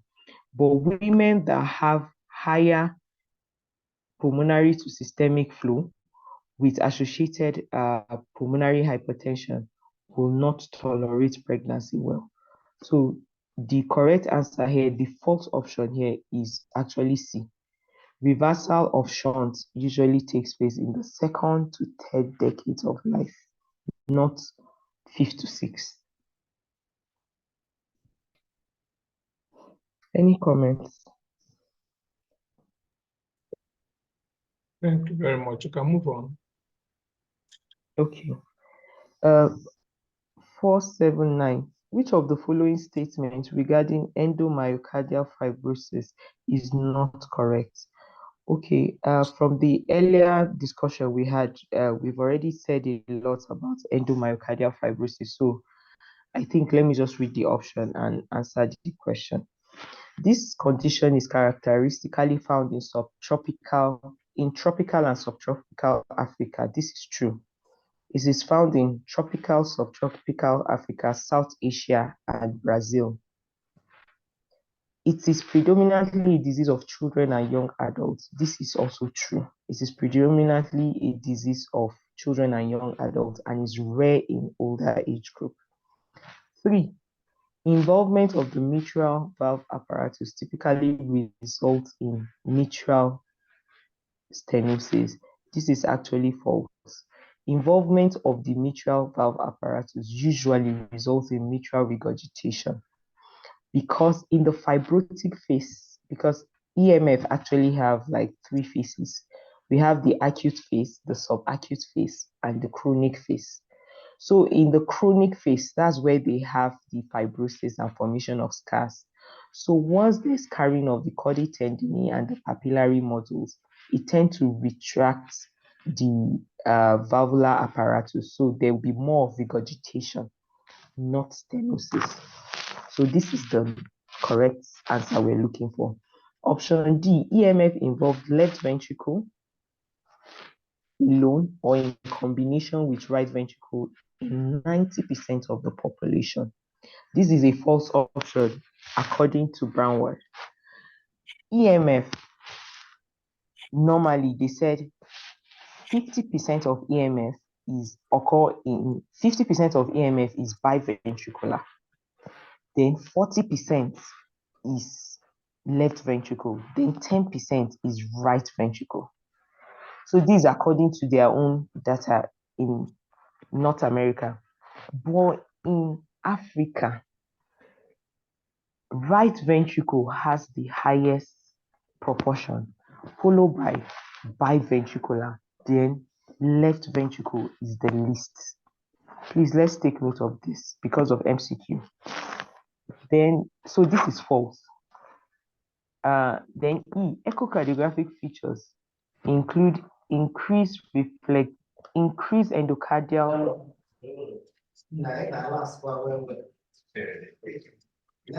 Sorry. Echocardiographic features include increased endocardial reflectivity, fibrotic obliteration of the apex, atrial enlargement, and pericardial effusion. This is actually true. These are the echo features. So the false option here is C. Any comments? It's like people are sleeping. Move on. We are with you. People are here. Okay. So 480, the last. You said option is C. All right. But you still Yes, said sir. the option is not true. Sorry, sir. You said the option D is not. No, sir. Option D, I said according to Braunwald, this is true. That's their North America Okay. issue, what they got there. But that in Africa, when they ask us, the most prevalent ventricle that is involved is actually right ventricle, followed by biventricular, then Okay. left ventricle. Yes. So I said according to Braunwald, this is true, but in our own environment, it's not true. I was just trying to bring out what tropical studies said about it. Thank you. Yes, sir. 480. Which of the following is not an independent indicator for placement of implantable cardiovascular defibrillator in a patient with hypertrophic cardiomyopathy? So we are looking for the false option. That's indication for ICDs in patients with OCOM. So indication for ICDs in patients with OCOM, they include patients with prior history of cardiac arrest, then patients with sustained VT. We put ICD as therapeutic strategy. But now for prophylaxis, patients that have had recurrent unexplained syncope, hypotensive blood pressure response to exercise, family history of sudden cardiac death in first degree relative, left ventricular hypertrophy of greater or equal to 30 millimeters of mercury, multiple non-sustained VT on Holter, left ventricular dysfunction, apical aneurysm, and extensive late gadolinium enhancement on cardiac MRI that involves 15 or more percent of the left ventricular mass. These are the indications for ICD. So now going back to the option, we are looking for the not the false option. So option A, recent unexplained syncope. This is true. Hypotensive blood pressure response to exercise. This is true. Because normally in patients with hypertrophic cardiomyopathy, one of the pathophysiology is autonomic dysfunction. So in them, normally during exercise, you should have some form of elevation in blood pressure, but patients with HOCM tend to have no response or even a fall in blood pressure. So this is also an indication for ICD. Then left ventricular outflow tract gradient of 30 millimeters of mercury or more. This is actually the incorrect option. Studies have shown that LVOT obstruction is not an indication for ICD insertion. So C is false. Then D is left ventricular thickness, 30 millimeters or more is true. Then family history of premature sudden death in first degree relative. This is also true. So the false option here is option C.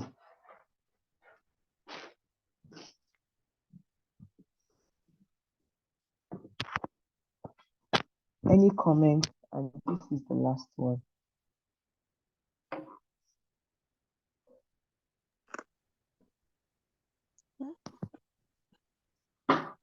Thank you very much, Kalagwe. You're welcome. We appreciate. Sorry for the mishap concerning your phone. Thank you. Yeah, so please just continue, ma'am. Thank you.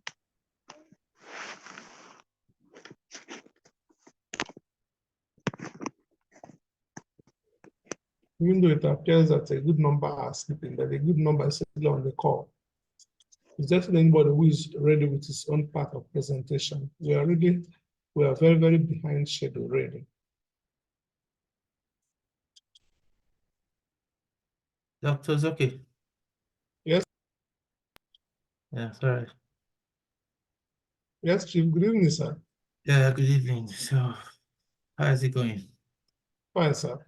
You can see that we're almost in 500. We did 5 something earlier anyway. You said? We did 5 something earlier. Oh, that's fine. That's fine. So, are we stopping here or we want to continue? Trying to see if anybody's ready with his or her own now. Otherwise, even if you can just pick at least 5 questions from there, we are grossly behind really. Yeah, I agree with you. Dr. Okeda, please, are you ready? Dr. Okeda.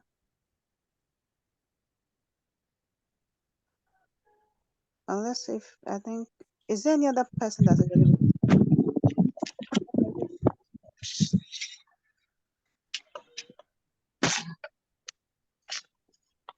50. Is that okay if I take that one? Good evening. Dr. G, good evening, ma. Yes, if it's just 5 that we're taking from it, we are okay. Okay. Someone help me with the projection. What number is it? 550. Yes, it's okay.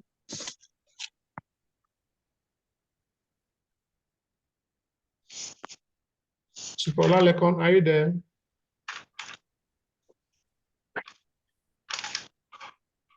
$550. Yes. Thank you very much.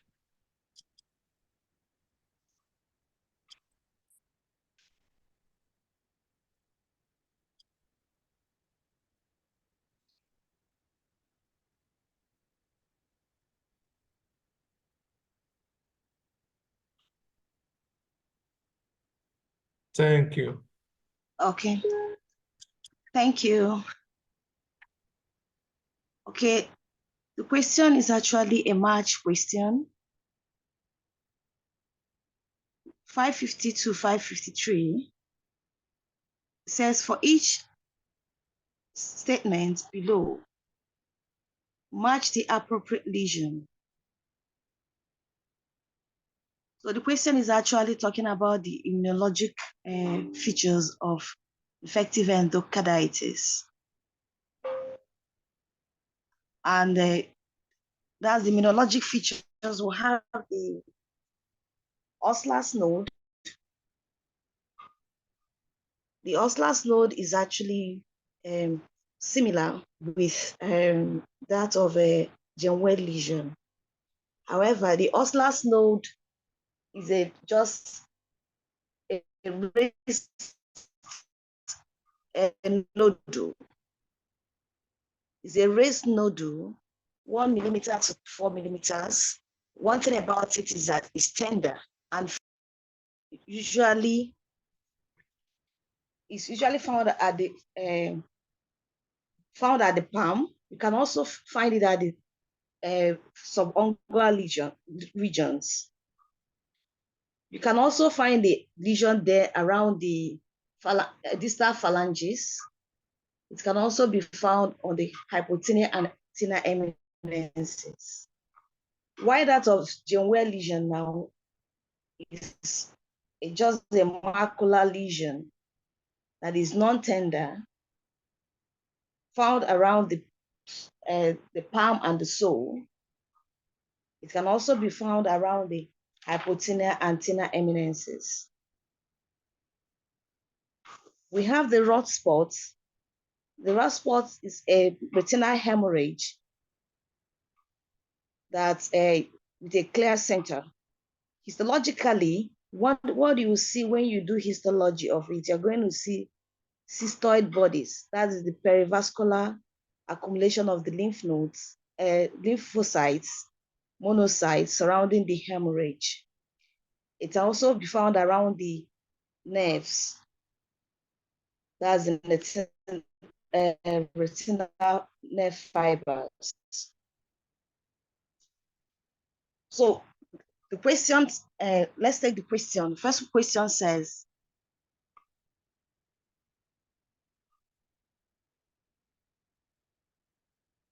a small 1 to 4 millimeter in diameter, irregularly erythematous, non-tender marker present on the thenar and hypothenar eminences of the hand. So based on the description, this one is talking more of a Genwell lesion. So the option to this is option B.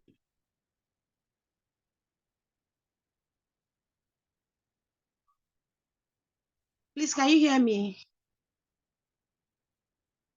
We can hear you loud and clear. At least I can hear you. I don't know about others. Okay. Going to Yes, I hear 551. you.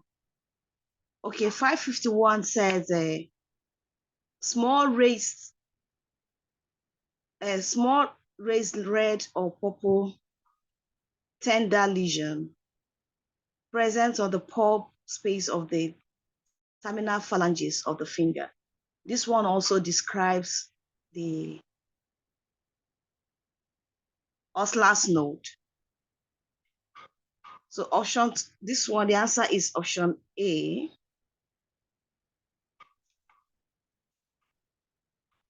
A collection of lymphocytes in the nerve layer of the retina. This one is also that's the histologic findings of the raw spots. You know, we said is a hemorrhage with a clear center, and it's usually found around the nerve region, nerve layers of the retina.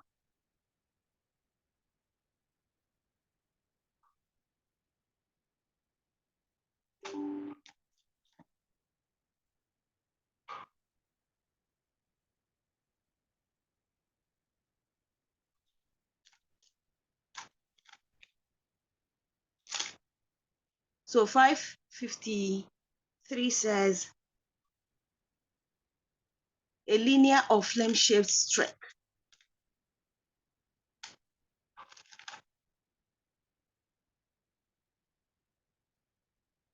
A linear or flame-shaped streak. This one is also talking about the,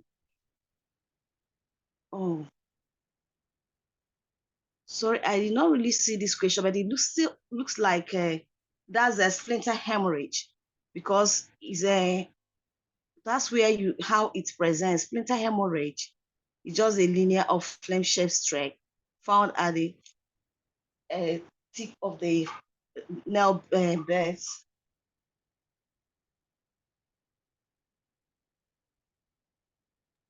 I think that should be correct too. Okay. So going to 554. Sorry. Can you look at that question again? That is the STEM question for these options. The description of the lesions again. Can we go back to the STEM question again? Sorry, the project. Olaleko, I don't know what I can. But I didn't get a description of the other last two lesions. Okay, I said that the rod spot No, is a retina. The last lesion, the lesion number, the lesion E. Okay, that's the Brachet water body. Yes. It's actually, it represents an embolic event that occurs to the myocardium. And it's a collection of localized inflammatory reaction that consists of mostly lymphocytes and monocytes. Seen on autopsy, I guess. Is this seen with echo? Okay, in autopsy. When is it seen? Is it autopsy, echo, or in cardiac biopsy? I'm not really sure when it's, but it's like when other ones are seen. I don't know whether it's during histology or when you do biopsy too, or doing autopsy. I'm not really too sure about it, but someone can help. Chief, are you aware when it can be seen? Can do further searches after now. Thank you. Okay, thank you. Okay. So we're going to 554.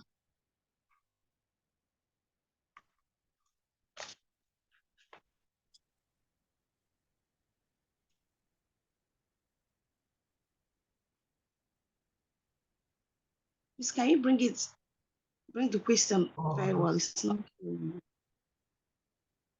I think we are there now. 554. Okay. This one is also a match question where it says, okay, condition for each of the cardiac condition, match electrocardiographic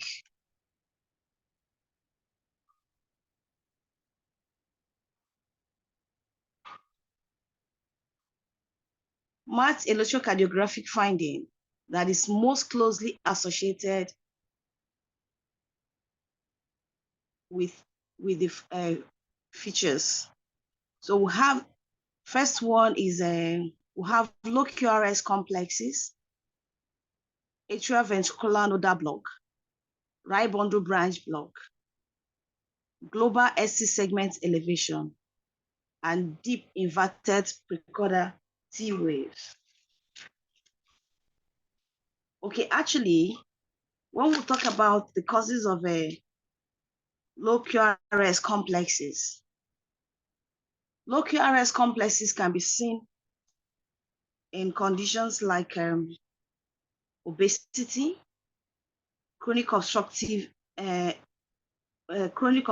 pulmonary airway disease, can also be seen in pericardial effusion, severe hypothyroidism, subcutaneous emphysema, massive myocardial damage, that is massive myocardial infarction. It can also be seen in infiltrative diseases like amyloid cardiomyopathy.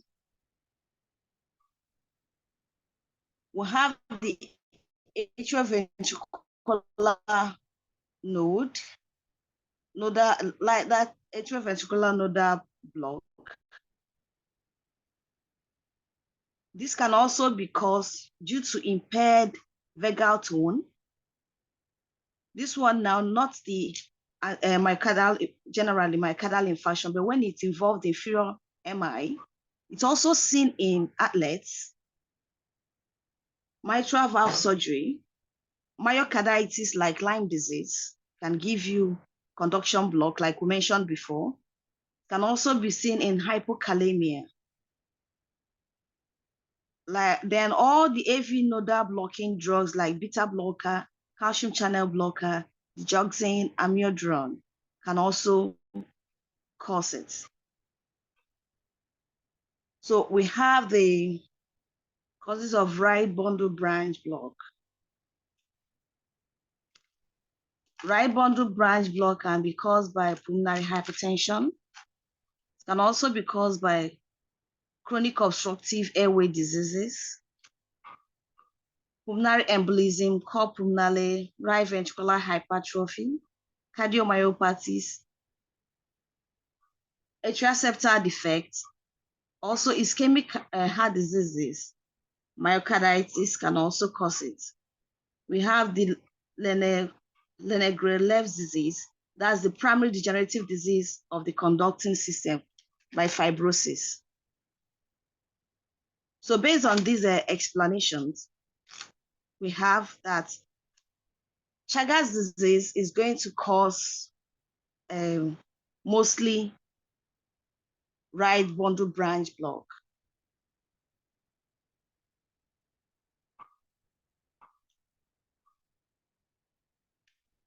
So answer to 554 is C, is one of the causes of right bundle branch block. We have the sarcoidosis. Sarcoidosis is going to cause ventricular, it can also cause a atrioventricular nodal block. Apart from that, it can also cause a ventricular tachycardia. Apart from that of a AV nodal block. So answer to 555 is B. We have 556, which is apical hypertrophic cardiomyopathy. Okay, I did not mention the causes of a deep T wave inversion. Deep T-wave inversion can be caused by, we have the apical hypertrophic cardiomyopathy. It can also be caused by cerebral or pulmonary disorders. It can occur following post-pacing or tachyarrhythmic states, or anterior myocardial wall ischemia. So apical hypertrophic cardiomyopathy will cause, the option is E, it will cause deeply inverted precordial T waves. Lyme disease, like we said, that's for 558.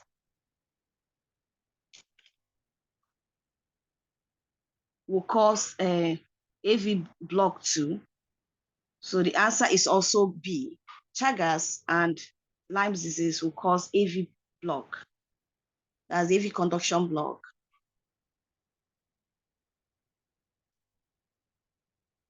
Please, are we together? Can you still hear me, please? Yes, you are very audible. Very much audible. Please, sorry, what's the answer for sarcoidosis? Sorry. Sarcoidosis, because it causes the infiltration, is going to cause a AV nodal block. Okay, thank you. So that means Chagas, sarcoidosis, and Lyme will cause AV block. Yes. Yes, 3 of them, yes. Okay. Thank you.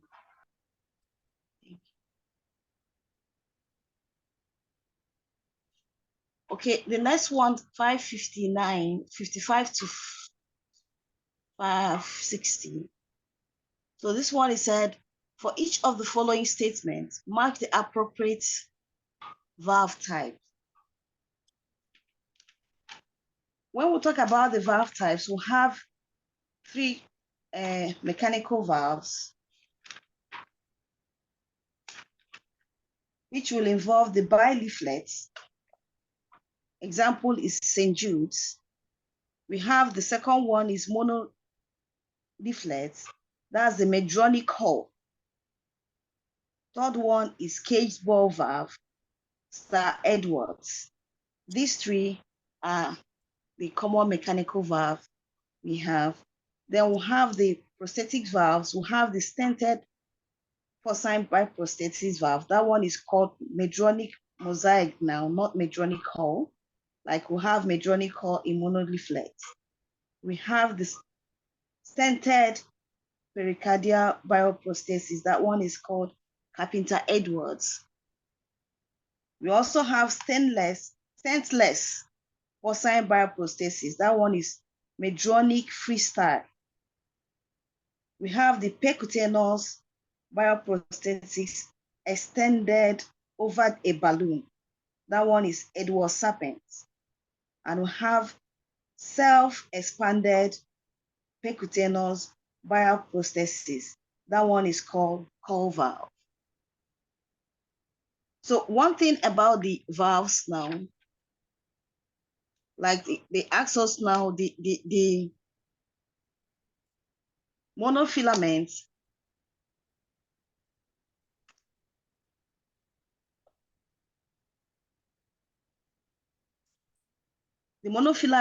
which is the Medtronic hull, it has just a single disc that separates it. It's just a single disc that separates it. That's why it's called a monofilament. And one thing we should also know about all the mechanical valves is that mechanical valves, both of them are mostly thrombogenic. But when we come to St. Jude's,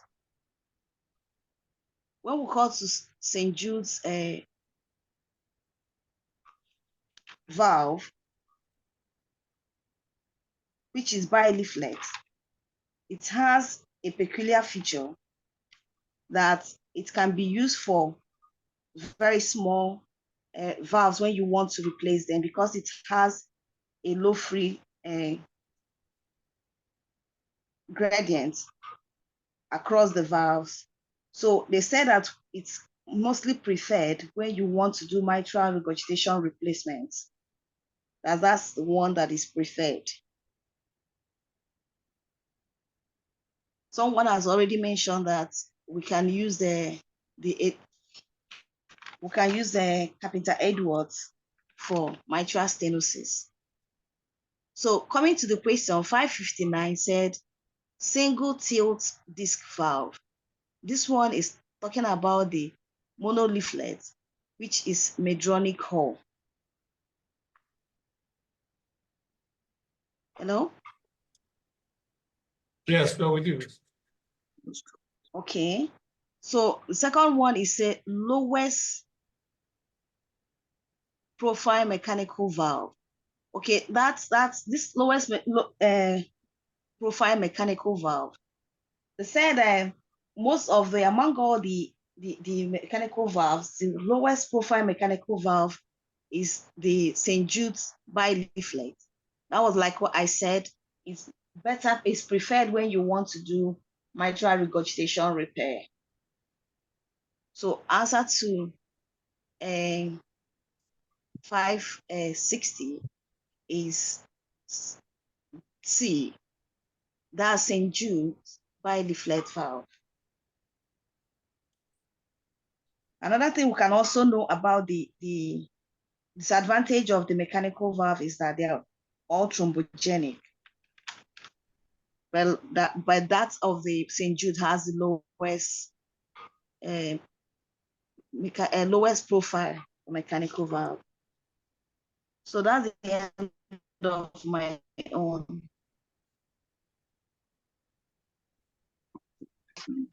Thank you very much, Miriam.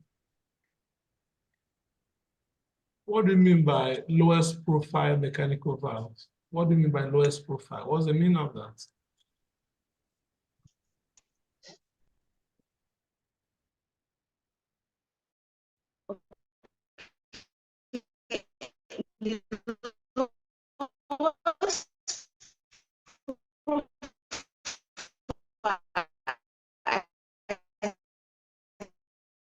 Too bad. Network acting out.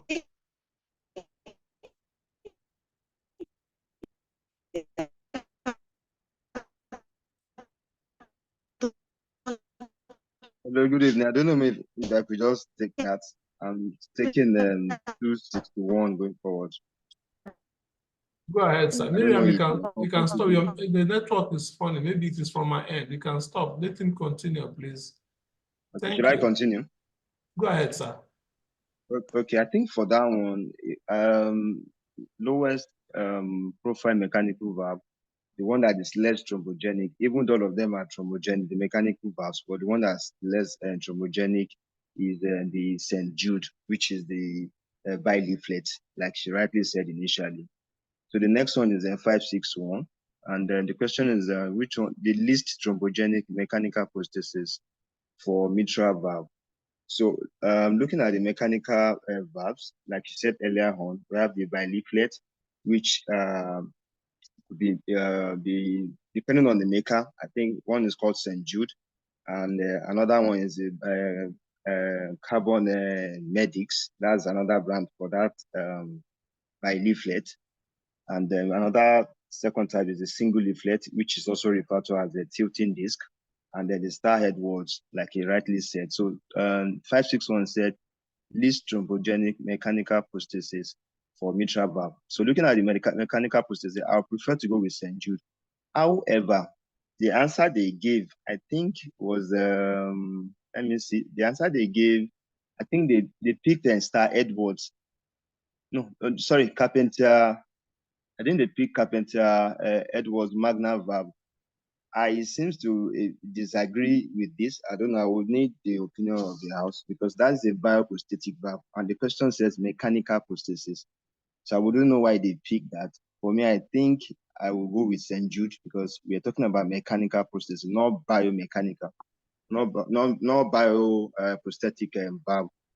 So I wouldn't know what the decision, if there's a contribution in that regard before I go forward. The textbook said C, and that is St. Jude. Is it St. Jude? Yes. 561. Yes.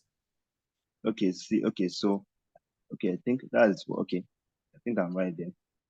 Okay, so the next one, bovine pericardiac valve. So bovine pericardiac valve, which is for 262. The example is the Carpenter Edwards. The other three that are there are mechanical valve. That's the only bioprosthetic valve, which is usually made from bovine pericardium, basically. So I think the answer for that is B. Okay. Any contribution before I go ahead, please? Can I go ahead? Proceed, sir. If anybody has a reservation, so voice it out. Thank you, sir. Okay, so the next one, 563 to 566, for each description, match the related cardiac condition. So we have A, constrictive pericarditis, B, restrictive cardiomyopathy, C, both, and D is neither. So for 563, talking about atrial fibrillation and low voltage, low KRS voltage. So I think both of them usually, both restrictive pericarditis and constrictive pericarditis and restrictive cardiomyopathy, both of them tend to have atrial fibrillation. It is said about 30% of patients with constrictive pericarditis have atrial fibrillation, and about 74% of patients with restrictive cardiomyopathy have atrial fibrillation. So I think the answer for 563 would be both of them, which would be C. Okay, so I don't know if I can still go ahead. So the next one is talking about the right and left ventricular systolic pressure discordance with respiration. So from some of the discussion we had earlier on, when it comes to discordance with respiration, constrictive pericarditis seems to actually fit into that role compared to restrictive cardiomyopathy. So, and then apart from respiratory discordance during cardiac catheterization, they also tend to have this respiratory variation when we do echo, this transvalvular variation, something when we do echo for them. So for 564, A fits into that. Then for 565, it is said that for constrictive pericarditis, hepatic vein diastolic reversal velocity over the diastolic forward flow velocity is 87% specific for 87% sensitive and then 91% specific for constrictive pericarditis. So I will go for A for 565, and then the 566 part. I think I've read a couple of times that for patients who have constrictive pericarditis, the normal pattern tissue Doppler we expect to find is that the septa should be less 8 or thereabout for normal value for normal septa, and 10 for lateral for tissue biopsy. However, in patients who have constrictive pericarditis, there's a reversal. So you tend to now have a higher value for the tissue Doppler, the septal part, and then lower value for the lateral.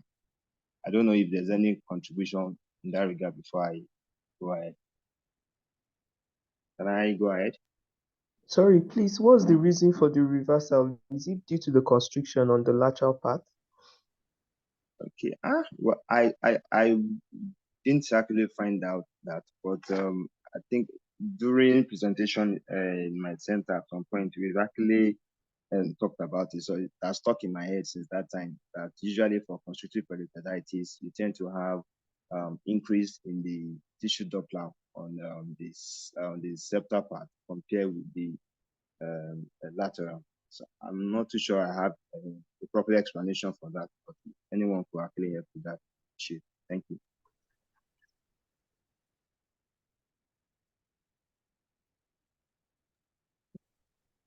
Any contribution, please?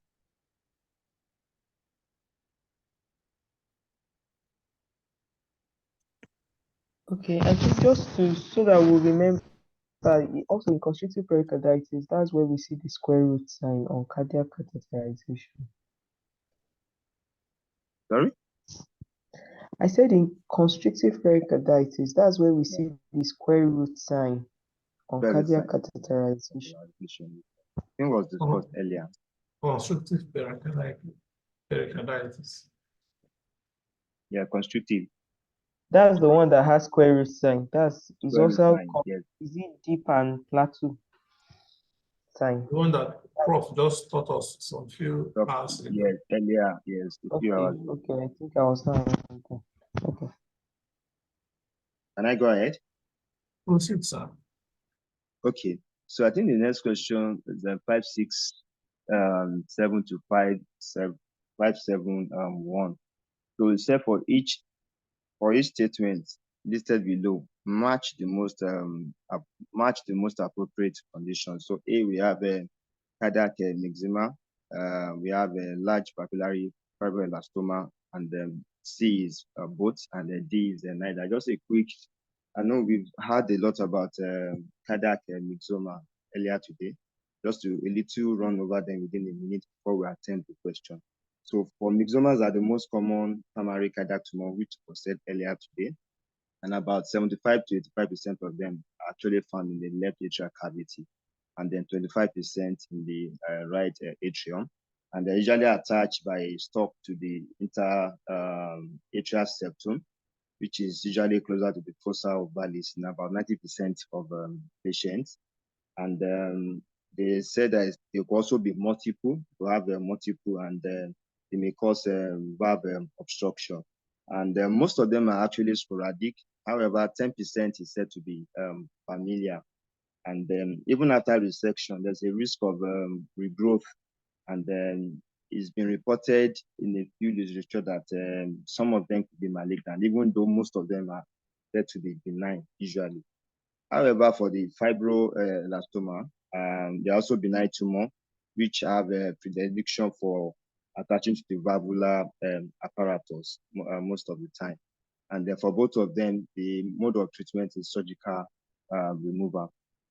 So I think we can go to the option 5, 6, 7. Okay, so one said a familiar predilection. So for the one that has familiar is myxoma, which is just about 10% of them. However, most of them are said to be sporadic. So for that, I'll go for 5, 6, 7. I'll go for A, which is the cardiac myxoma. Then B said there's sorry, let me enlarge. Okay, risk of but I'm trying to enlarge the screen a bit. Okay, risk of distal embolism. For both of them, I'm not too sure about the word distal embolism, but I read that for both of them, both the cardiac myxoma and the fibroelastoma, both of them will actually cause embolism, but I'm not too sure what is meant by distal embolism. Okay, then for the next one, they talked about surgical excision as form of management. So for both of them, surgical excision is a form of management. So I think C, we go there. Then if the next question is may undergo malignant transformation.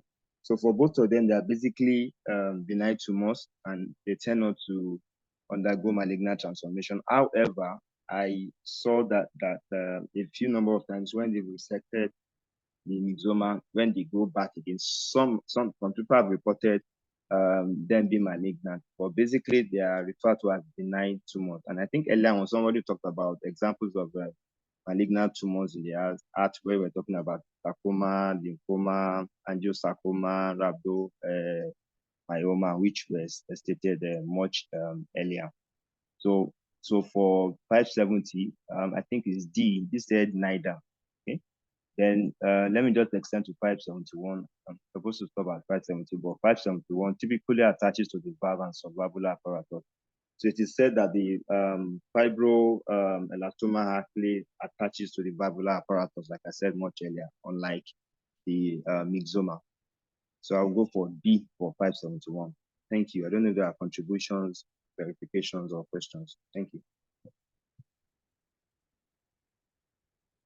Hello, please. Am I audible? Thank you Yeah. very much, sir. Thank you very much, Ray. Sorry, I think the distal embolization just means the normal embolization. Like atrial myxoma, they said, I can't remember the percentage.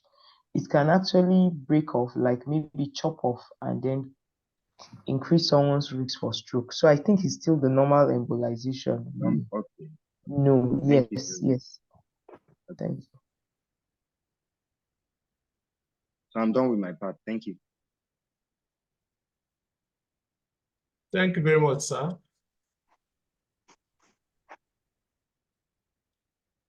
I don't know whether we can call it a day, or do you think we can push further, a little further? I think if people are awake, we can still push. If it's just 5 questions, if the class agree. Dr. Kedara, can we do 5 questions out of your part, please? Good evening, Dr. Ademoji. Yes, Okay. my part is 6:31 to 6:40. So I'll take 6:31 to 6.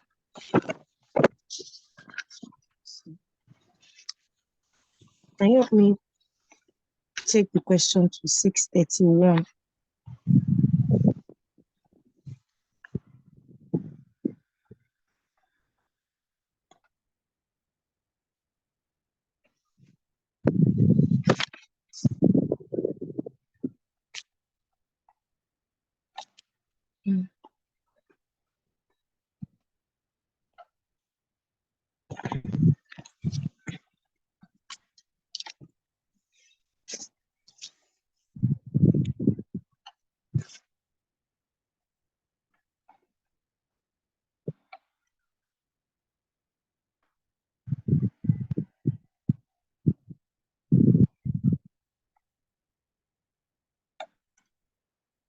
Okay, thank you.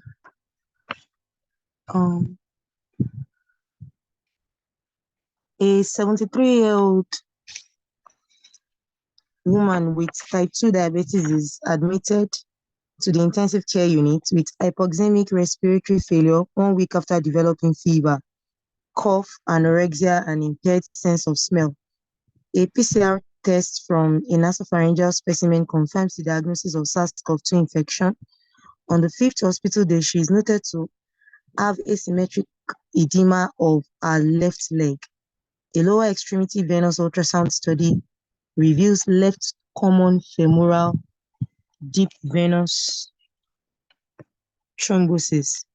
Which of the following is true regarding thromboembolic complications of COVID-19? A. Arterial thrombotic complications are more common than venous thromboembolic complications. This is false. Venous thromboembolic complications are much more common than the arterial thrombotic complications. B. The risk of thromboembolic complication is higher in COVID-19 patients admitted to the ICU compared with those not in the ICU. In the source I checked, in some of the studies that have been done, it's been found that thromboembolic complications are even higher in people that are admitted in the ICU compared to those that are not in the ICU. So this is true.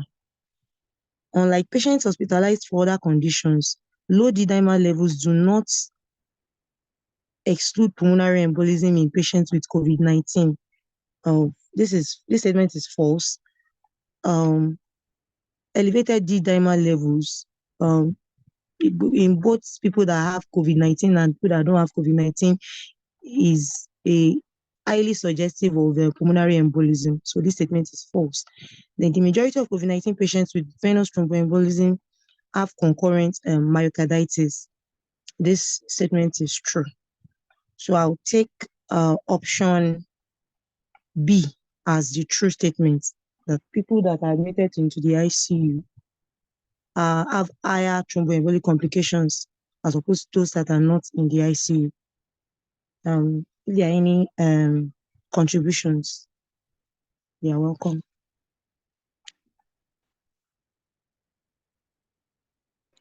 Okay, sorry, you also said option D is true. Option B is the true answer. D or B? B. B. B. Yes. Okay, thanks. Question 632. A 20-year-old female student presents to the emergency department with recent myalgia, fevers, sweat, and claudication of the right lower extremity and left arm. On physical examination, the blood pressure is 160/90 in the right arm and 120/85 in the left arm. The left radial and right femoral pulses are diminished, and a left-sided subclavian brew is auscultated. The ESR is markedly elevated. Which of the following statements about this condition is correct? Okay, the salient points in this question, the patient had fever, myalgia, sweat, and claudication. Then also there is an obvious disparity between the blood pressure in the right arm and the left arm. The systolic blood pressure is great. The disparity is greater than 10 millimeters of mercury, and also there is reduced pulses in the left radial and right femoral pulses, together with claudication and an elevated ESR. So the features are in keeping with Takayasu arteritis. I'll just give a brief overview of Takayasu arteritis. It's an inflammatory disease of large and medium-sized arteries, usually with predilection for the aorta and its branches, and it affects women of childbearing age that are younger than 50 years. It's been found that 80% of them are women, and it's a granulomatous inflammation, and patients who have systemic, cardiac, and vascular and neurologic features. So they could come with initial systemic phase where they have malaise, just as this patient had, fever, arthralgia.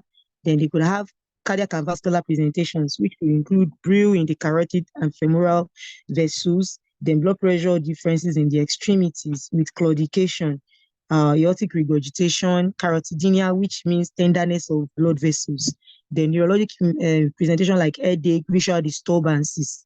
So the American College of Rheumatologists have a 6-bullet criteria in which at least three of it, if you can find those three of those features, then you can say confidently that this patient likely has Takayasu arteritis. So age less than or equals to 40, claudication in the extremities, reduced pulsation, then the disparity of blood pressure, systolic blood pressure more than 10 in the extreme, the upper limbs. And it's been found that there are 6 types. Then also they could have stenotic, occlusive, or aneurysmal lesions of the vessels. Then the arterial biopsy usually gives a granulomatous inflammatory reaction, which includes macrophages, lymphocytes. So now I will go to the options. Option A says arterial biopsy would reveal a polymorphonuclear infiltrate. This is false. It usually involves macrophages, lymphocytes, and multinucleated giant cells. That is in the inflammatory phase. When they get to the sclerotic stage, they have thickening of the intima and adventitia with fibrosis and scarring of the media. Then option B says aortic aneurysm formation is more common than arterial stenosis. This is also false. They have more of stenotic and occlusive lesions compared to aneurysm. Then this condition is 10 times more common in women than in men. So it's been found that it occurs that 80% of them are women. So more like 8-2. So I would still allude to this option that it's likely true. Then claudication occurs more commonly in the lower extremities than in the upper extremities. This is also false. Claudication occurs more in the upper extremities compared to the lower extremities. Then coronary vasculitis is not typical in this syndrome. This is false because it can involve even the coronary vessels and they can present with acute coronary syndrome. So I will go for option C, that it's 10 times more common in women compared to men. Contributions are welcome. Sorry, why is there's something about the question that I don't understand. Like the blood pressure, there's disparity in both arms. Yes. But when it came to the pulse that is diminished, they said left radial and right femoral. Like it's now crossing the midline. I don't understand. Is there maybe anything or read anything about that? Not really. What I found was that it's usually involves, it has a predilection for the aorta and its branches, and could also involve medium-sized vessels. But from the source that I read, it didn't really talk about this crossed presentation. Not really. But I welcome contributions from members of the House. Could you please drop a slide on that criteria for the diagnosis in our general WhatsApp group, please? Pardon, I didn't get that. Could you please just drop a slide of that Okay, diagnostic criteria? Okay, I will. In our WhatsApp group. Thank you. Okay. Yes.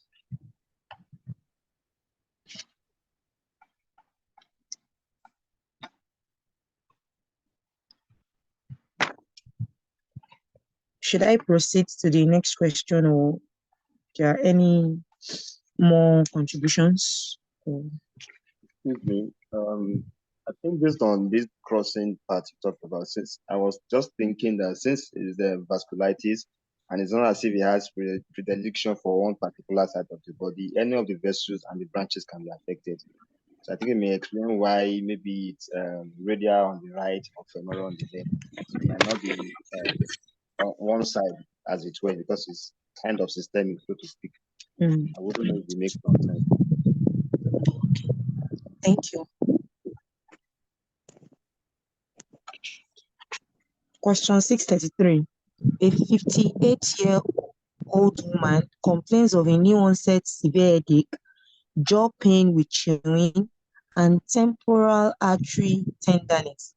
Laboratory examination shows an ESR of 80 millimeter per hour. Which of the following is true regarding treatment of this condition? So this salient points from this question: a 58-year-old woman with jaw claudication and temporal artery tenderness. I think this question is talking about giant lateritis, and also known as temporal lateritis. I'll just give a brief overview. It's a systemic inflammatory vasculitis of unknown etiology, and it occurs in people 50 years or more, and it's commoner in females, ratio 3.7 to 1 compared to males. It's the most common form of systemic vasculitis in adults, and it typically involves medium and small arteries, particularly the superficial temporal arteries. It can also affect the ophthalmic artery, presenting with the ominous sign of visual loss. Also can involve vertebral arteries, and usually the histology is a patchy transmural inflammation of the intima, media, and adventitia. Then symptoms include headache, jaw claudication, neck pain, scalp tenderness, then visual disturbance, which could be as severe as visual loss. The patient can also have fatigue, malaise, fever, constitutional symptoms. Usually the treatment is high-dose corticosteroids, and in patients that cannot tolerate corticosteroids, can give immunosuppressive medications, and also immune biologics, particularly tocilizumab and interleukin-6 receptor blocker, has been found to be very, very useful in the management of giant lateritis. So I'll go to the options now. Corticosteroids should not be administered until biopsy evidence confirms the diagnosis. This is false. Considering the impending danger of visual loss, which everybody will fear, the management line is that high-dose corticosteroid should be started within 24 hours, while you should try and get a temporal artery biopsy performed within 1 week of diagnosing. Then option B, clinical improvement with appropriate treatment generally occurs over over several weeks. No, usually the improvement occurs within the first few days of commencing high dose corticosteroids.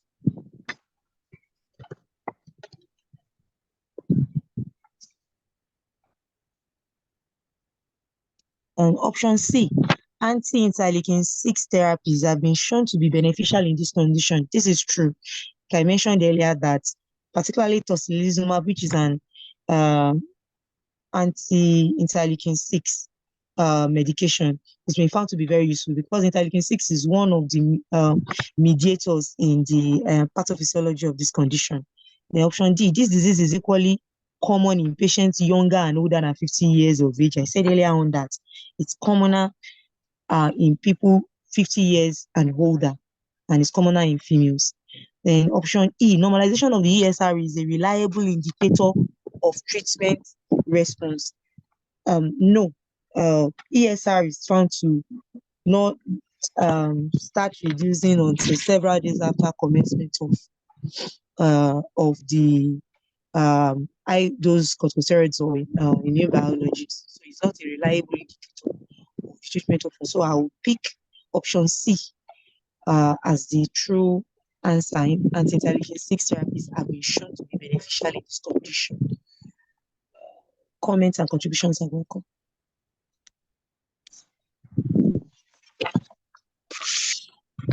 Thank you very much. Okay, question 634.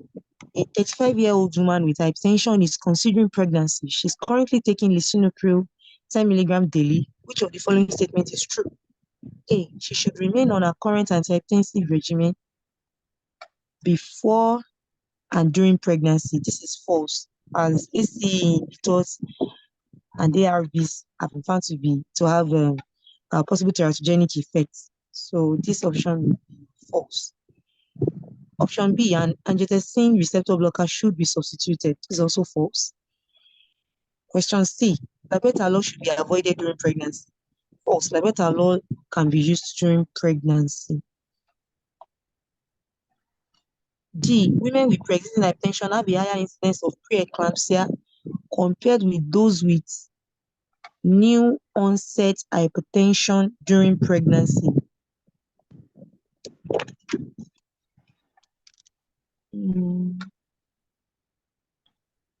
I will take true for this option. I'm not sure, and I'll welcome help on this. Option E says antihypertensive therapy is effective in preventing preeclampsia during pregnancy. I would say this is false because patients that have been on antihypertensives even during pregnancy can still go ahead and develop preeclampsia during pregnancy. So the only option I'm left with is this D that I don't know if anybody has something to say on it.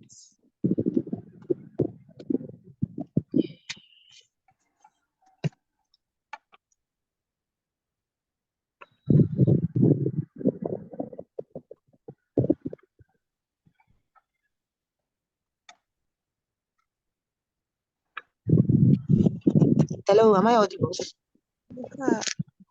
Continue the 35 then.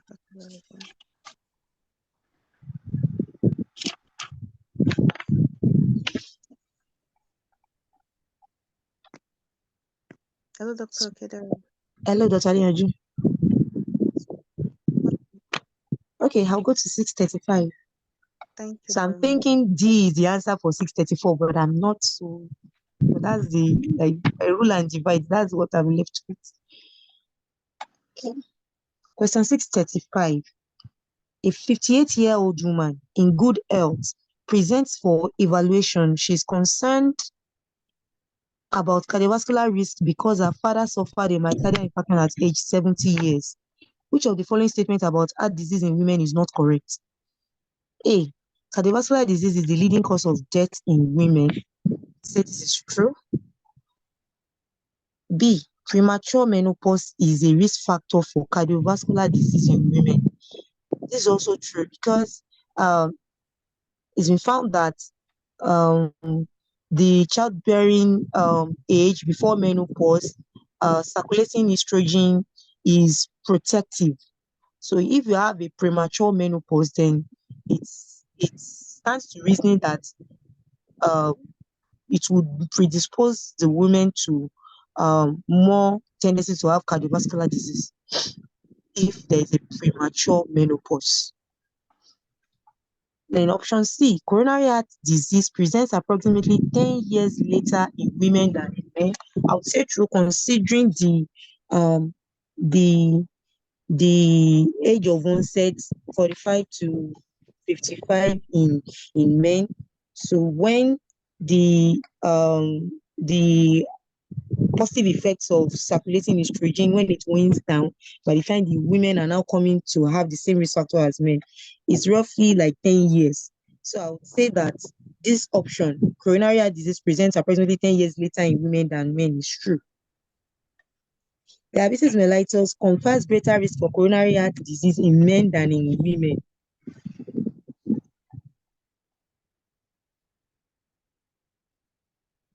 Diabetes mellitus confers greater risk for coronary heart disease in men and women. I would pick false for this. I think diabetes mellitus would confer greater risk in women as opposed to men. Then option E, hormone replacement therapy with estrogen does not reduce the risk of cardiac events in postmenopausal women. This is true.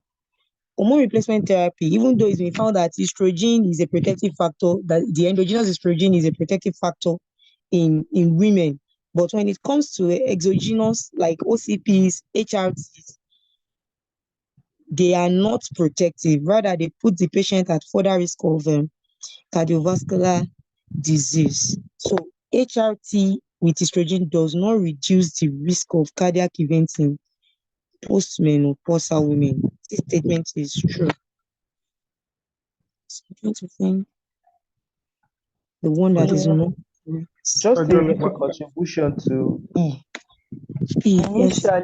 Initially, they thought that since estrogen is protective, that's in premenopausal women.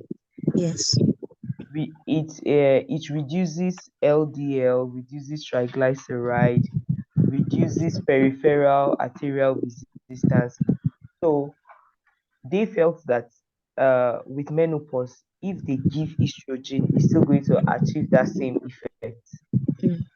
But when they tried it, they noticed that the administration of exogenous estrogen further worsens the cardiovascular risks of the women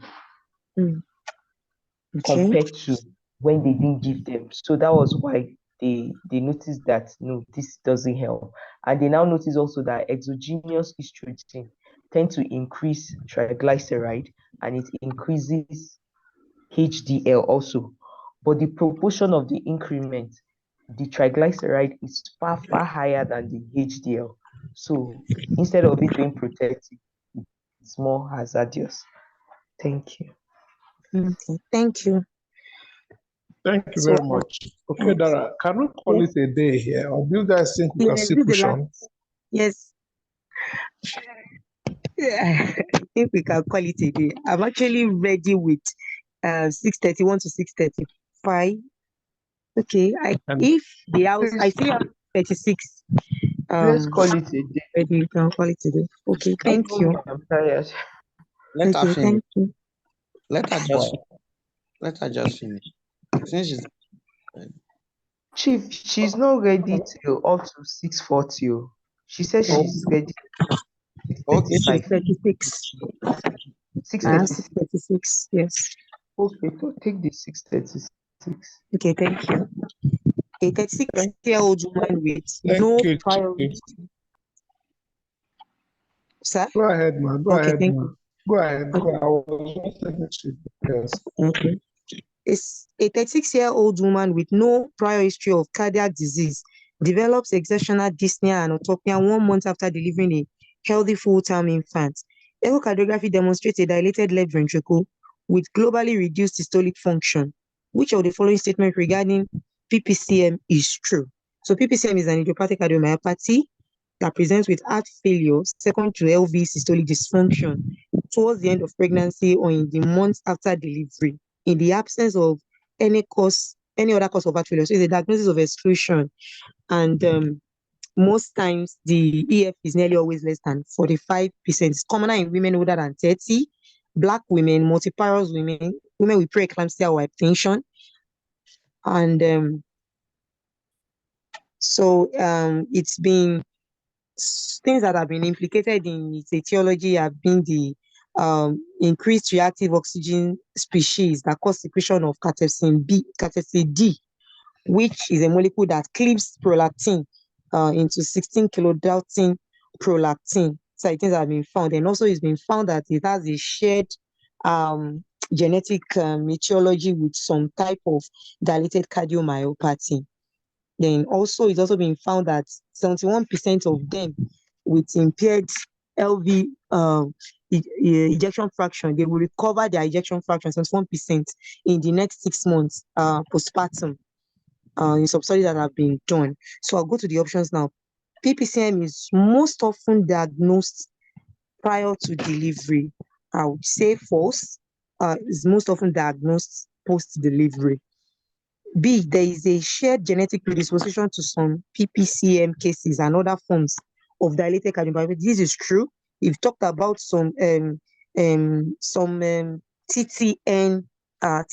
genes. They call them truncating variants, and that they are similar to in some found in patients with dilated cardiomyopathy. So this option is true. Then option C, the incidence of PPCM is highest in first pregnancies. This is also, I think this is also true. I'm not sure, but option D, approximately 10% of patients with PPCM show recovery within the first 6 months after delivery. No, it's much more higher than that. It's been talked about as much as 50% to 71% would show recovery within the first 6 months after delivery. Then option E, younger maternal age is a risk factor for PPCM. This is false. It's been said that women that are 30 years and older are more predisposed to having PPCM. So the answer that I would pick is option B. And I'm also looking at C. So I welcome contributions. Okay, I think that's C. I thought PPCM is more with multiple pregnancies. I think that's what I think. Multiple and multipara. Okay. Thank you. So that leaves us with B. And let me also add option D, like you've rightly said,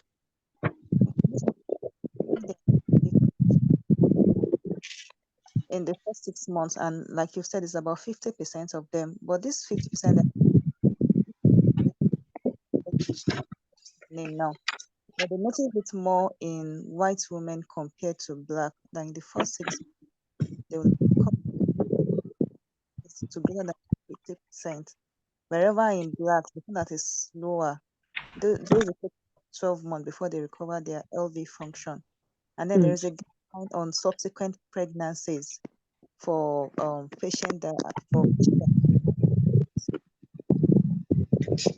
pregnancies need to be planned. I think there is a team that needs to work together with the have their go and have another planned pregnancy. But this must be done after they've recovered their LV function. Thank you for the comments. Thank you. I didn't hear you. Yeah. Your network is very scratchy. Let me try and go over that again. I said that looking at the option D, can you?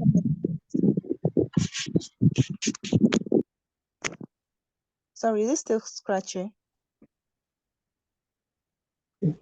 I think it's more stable.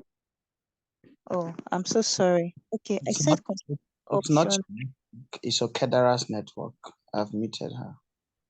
Oh, okay. Thank you, Chief. I was talking about that option D that says 10%. Like she has rightly said, it's 50% that recover their LV function.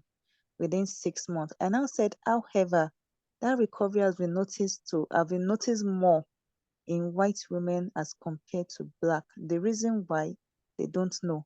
But there was a study that was done in which they noticed that white women, they recover their LV function faster than blacks. In blacks, it will take about 12 months before they recover their LV function. I now talked about subsequent pregnancies. And in subsequent pregnancy, it has to be planned. If they've not recovered their LV function, the chance of recurrence of PPCM is higher in such patients. However, literatures have said that the fact that they even recover their LV function does not mean that they are not at risk of having another incidence of PPCM with subsequent pregnancies. I don't know whether I'm clear. Yes, thank you, ma'am. It's Thank also you. important when you're going for this exam, you must get peace registry in your hand, like your fingertip. He did a presentation close to October last year. I think he's still on the. We did Dr. Charles Okori did PPCM, and then Dr. Jennifer gave us 2 different documents, one on the peace registry, and then as compared to. It would be very good for us to go through those 3 documents if you're going for the exams. The peace registry should, and especially Karaye will be in this exam, and then the by Charles Okori, because we're able to take care of all the pathophysiology, all the theories, all the hypotheses. You should know them about PPCM. I'll ask Dr. Jacqueline. She did a small notebook on the hypothesis on PPCM. So you also need to know that close to our exams, it was one of the oral questions we were practicing. And then the WHO document on PPCM, our peace registry, and then the presentation by Charles Okori. My phone crashed, but I think we need to ask Charles Okori to give us that his presentation. And then the document that was shared by Babalawan on PPCM too. These 3 documents, we need to brush through it for PPCM. All right. Yes, sir. Well, thank you very Yeah, man. All right. Thank you very much, Chief. Okay, sorry, I just Thank remembered you. again. I don't know if I can quickly chip it in. Can I go ahead? Go ahead, ma.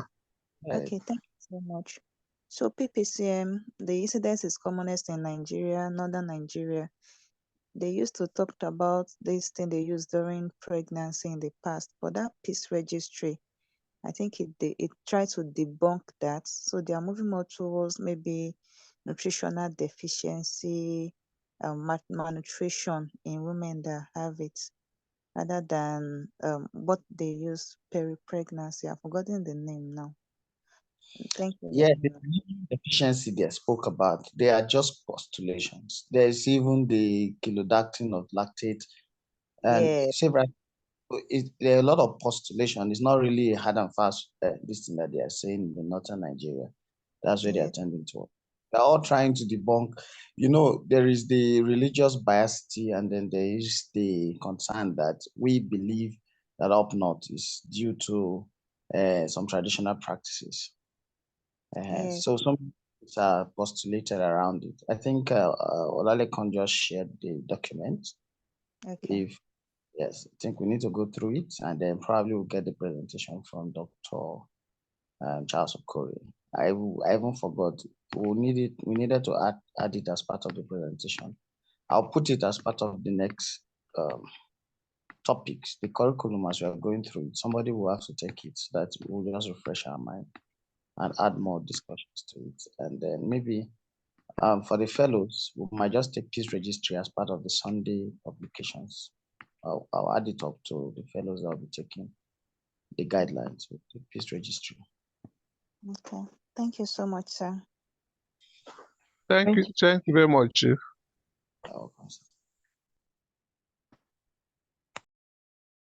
We can go ahead though, we can stay. If she's done, then we can close. I'm just here. Chief is on fire. I think she said she prepared up to only 636. No, 636, yes. Dr. Koda. Yes, I prepared up to 636. I actually had issues with sources for 637, 638. So I hope to be back tomorrow to complete everything. So, but our target is to finish this book by tomorrow. So I have 4 questions left. We need to finish this book by Yes, sir. So back to Prof. We still have over 100 questions. So. Yeah, we'll finish it now. We'll stay here tomorrow till 1 a.m. now. Yes, sir. Till 4 a.m. is not a problem either. No, we need to finish so that we can start Dr. book. Dr. Cyril, please tell your presenters they should be going straight to the point so that we'll finish it tomorrow. If we finish this book tomorrow, we have 2 weeks for Prof's book. Then we have another 2 weeks for orals. Yes, sir. Then the of March, we're going into more of brush up. Taking pacemaker, we've not taken it. And it's a very long presentation. There are a lot of things we have on ground. I believe that we should finish almost everything we need with 2 weeks left so that we can now be discussing rubbing minds. There are other high-yielding past questions we've not touched. Prof's book, definitely you're going to find nothing less than 20 questions from there. So Prof's book is about cramming it, not even understanding totally self. So we need Prof's book. I hope we're not recording this. Sorry, if you can stop. Stop recording. God. Maybe we edit it, Prof, before we upload it. Okay, we need to edit it. Maybe we'll do that. But then we need to go through. But we can stop now anyway. We need to go